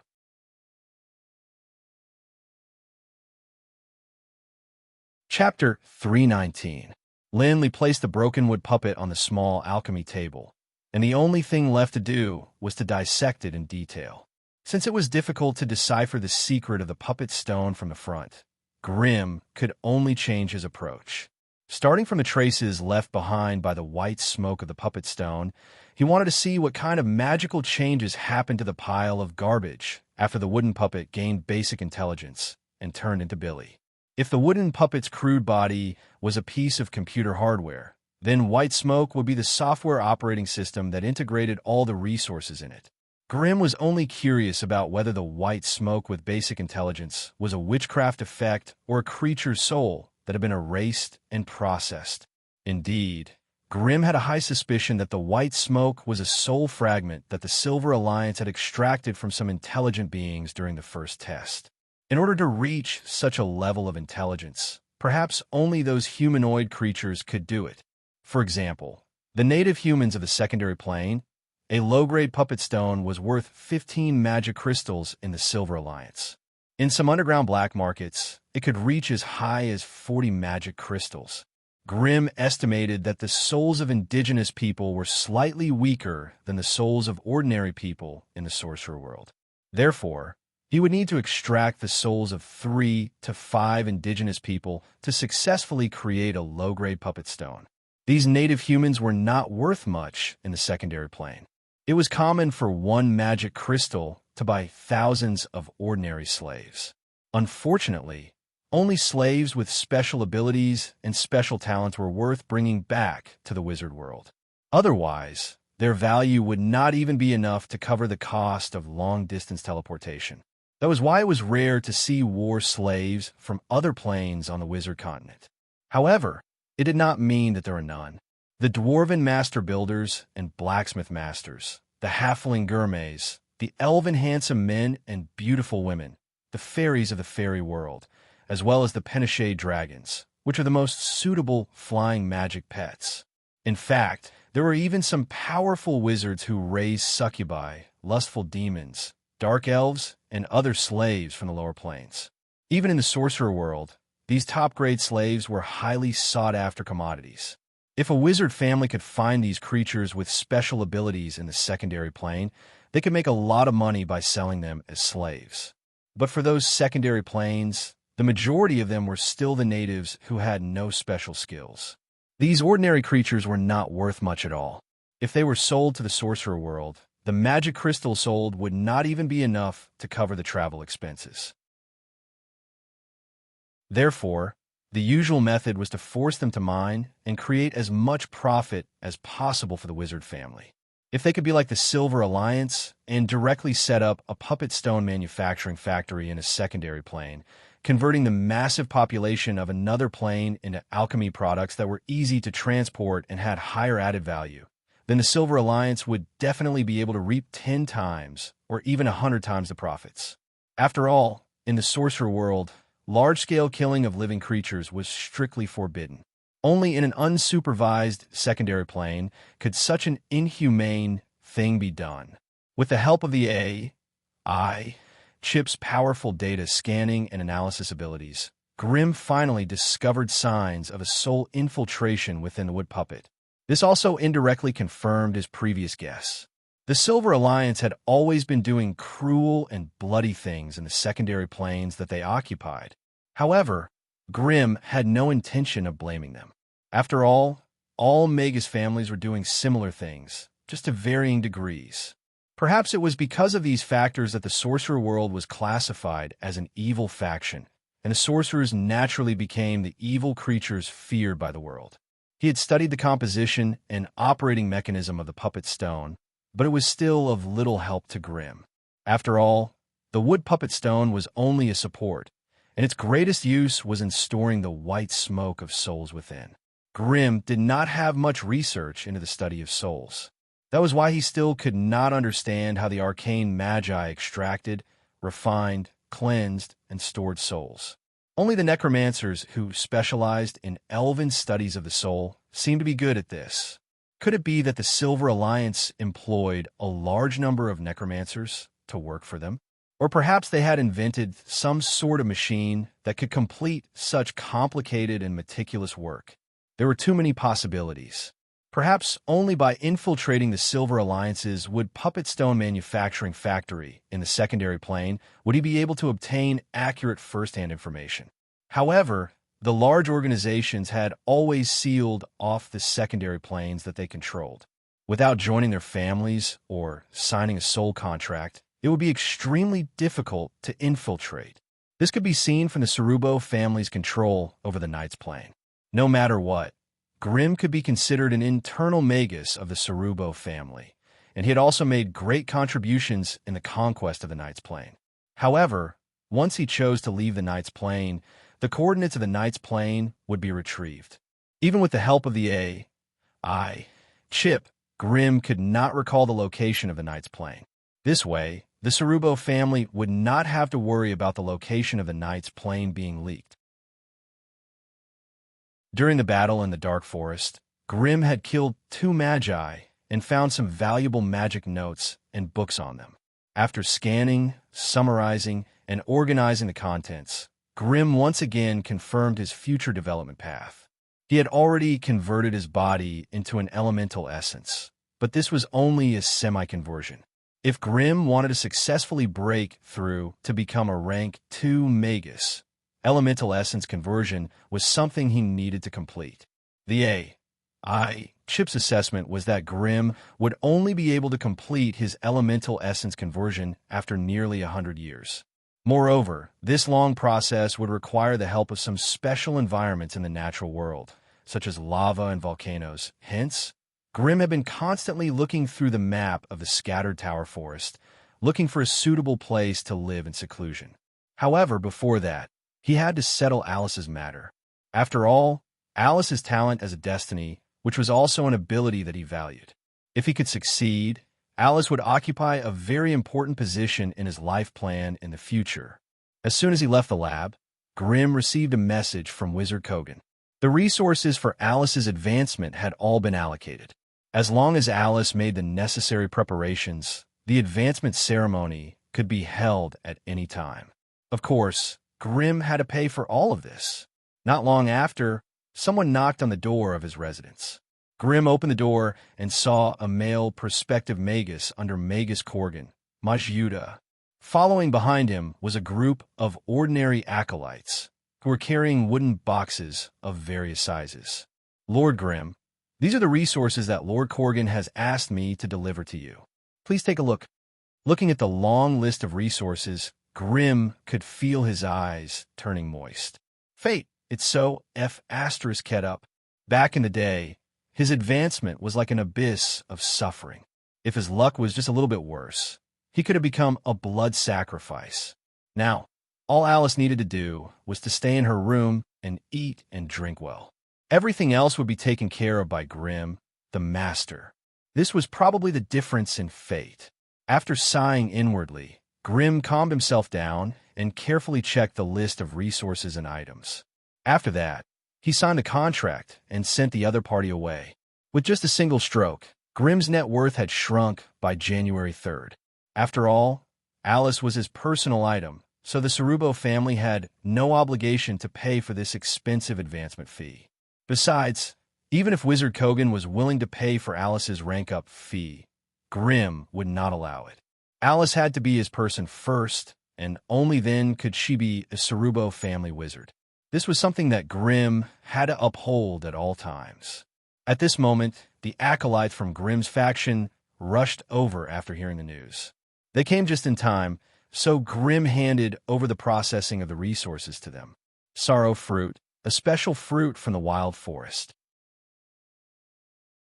After processing, it could increase the vitality of an individual in a short period of time without any side effects. Protozoa, a strange insect that was cultivated using witchcraft. If eaten before advancing, it could significantly increase the toughness of one's power of the will. It was also a rare resource for advancement. Stench potion, a magic potion that burned one's life force to increase one's power of the will. Water of life, a miraculous item from the elves of another world. It could nourish the life force that was severely depleted after the advancement ceremony. The resources sent over by the Sarubo family were numerous, and each of them was extremely valuable. They were extremely useful for advancing. However, these resources were all sealed in special spell formations to prevent their effect from being lost. If one wanted to use them, they would have to temporarily unseal them and then process them according to a set procedure.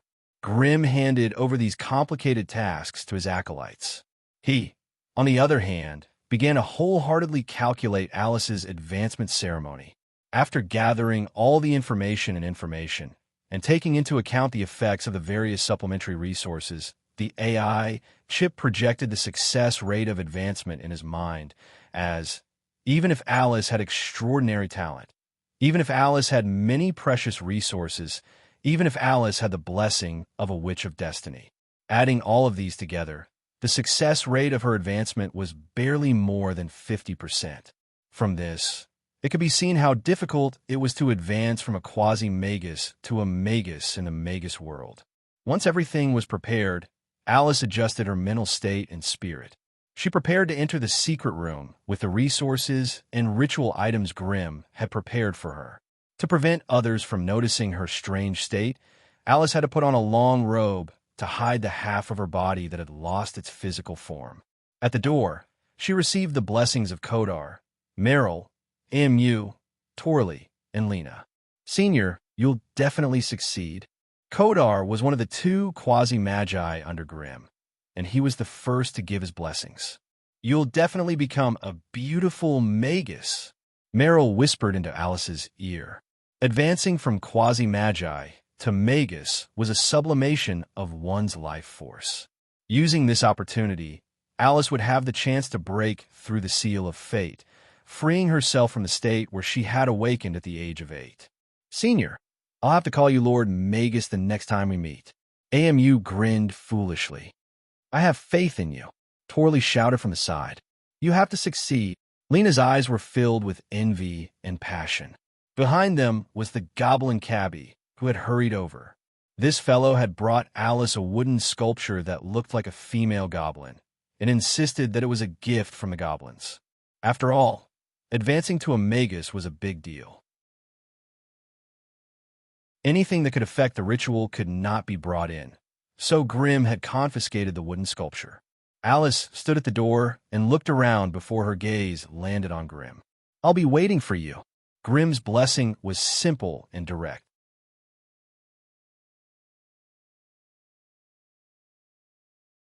Chapter 320. It was an empty magic room.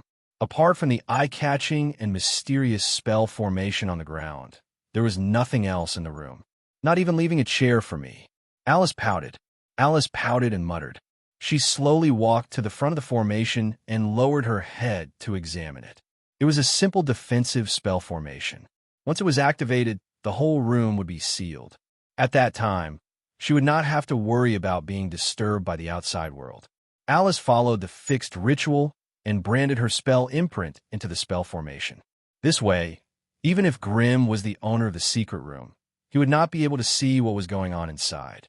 Everyone had their own secrets. Even if Alice had acknowledged Grimm as her master, it did not mean that she was willing to give up her rights and privacy. The defensive spell formation slowly began to operate. Faint fluorescent light began to appear on the walls, floor, and ceiling of the secret room, isolating this place from the outside world. Alice sat cross-legged in the middle of the secret room and began to arrange the resources and tools needed for the advancement ceremony one by one. With her intelligent mind and strong memory, she could remember the position of each item without missing a single detail. Everything was placed within her reach, making it easy for her to access them. On the left were most of the medicines that needed to be taken before the ceremony, and there were about 17 or 18 of them. They were either used to strengthen one's physique, or to strengthen one's spirit, or to stabilize one's mind. In short, each item and medicine had its own unique use. They could help increase the chances of a successful advancement. Most of the items in front of her were related to the advancement ceremony. The most eye-catching one was a crystal altar, and next to it were some strange items that needed to be used for the ceremony. Since ancient times, magi had originated from barbaric and ignorant witchcraft. Although the modern world had undergone tens of thousands of years of improvement and change, many details of ancient witchcraft still remained. Back then, magi would often hold extremely cruel and bloody sacrificial rituals, killing all the creatures of hostile tribes and using their flesh and blood to nourish their bodies in order to obtain a powerful and strange ability to cast spells. Although the modern world had become much more civilized and used some powerful strange items to replace the flesh and blood of living creatures, the sacrificial rituals had basically been preserved.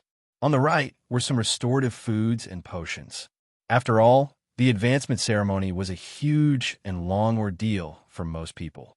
Those who were able to successfully pass through it were basically exhausted, even if their vitality was greatly damaged. Therefore, repairing and recovering afterwards was also something that had to be taken care of. After putting everything in place, Alice gently took off her robe, revealing her body underneath. Her transparent body had already spread to her chest. Although she could still sense the area below her chest and was able to control it, she couldn't see it at all. She couldn't even touch it with her hand. At the edge of his chest, the skin had already become translucent, and the blood vessels, muscles, and slowly beating heart could be seen at a glance. Meanwhile, the energy within the void stone was still infecting him, and there were even signs of it accelerating.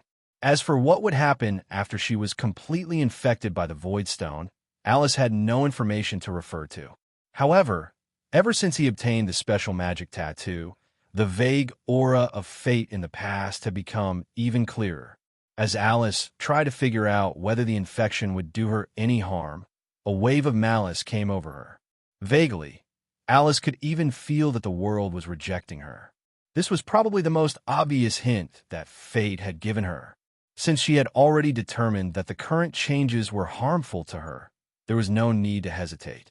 She must use the advancement ceremony to interrupt the process of changing her existence. Therefore, Alice did not hesitate to eat and drink. Sorrow fruit, protozoa, hellfire magma, forger's potion, purple water mushroom.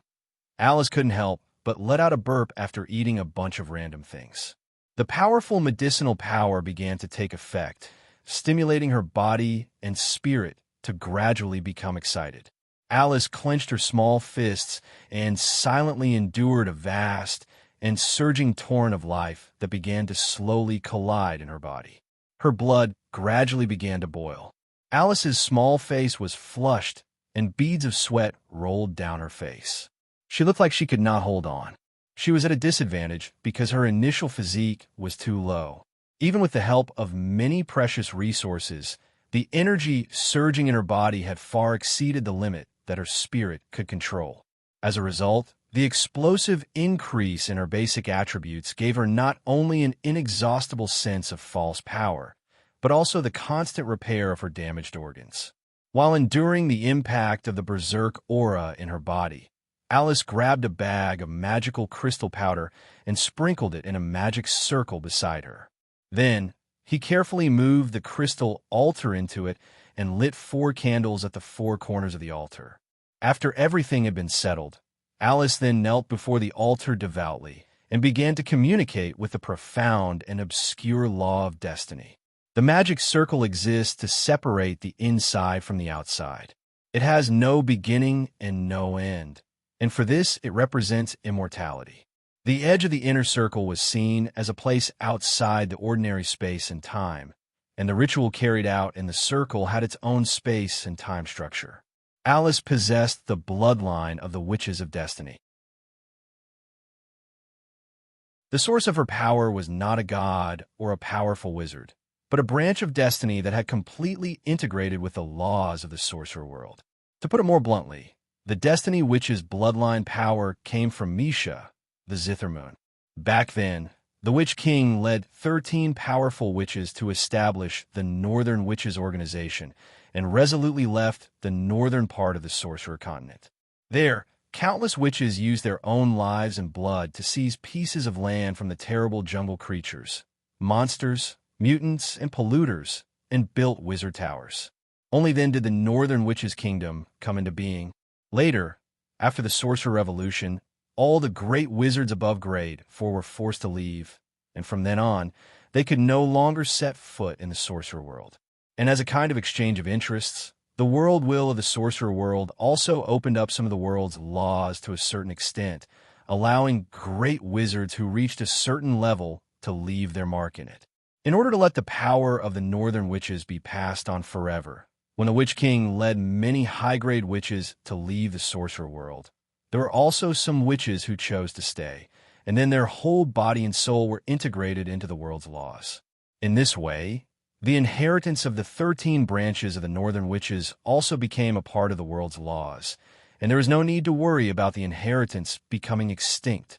So, if Alice wanted to advance, she would not walk the path of ordinary wizards who accumulated knowledge, strengthened themselves, and then condensed the wizard heart core to communicate with the plane's laws.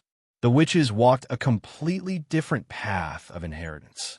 The knowledge and ability they needed were in the sorcerer world's laws, and what they needed to do was to use their own bloodline to seek the recognition of the world's laws and then obtain the recognition of the world will. So, after Alice prayed devoutly, she took out a crystal dagger from the ritual tool, stabbed it into the palm of her hand, and then raised it flat in front of her chest, letting the dripping blood stain the crystal altar red.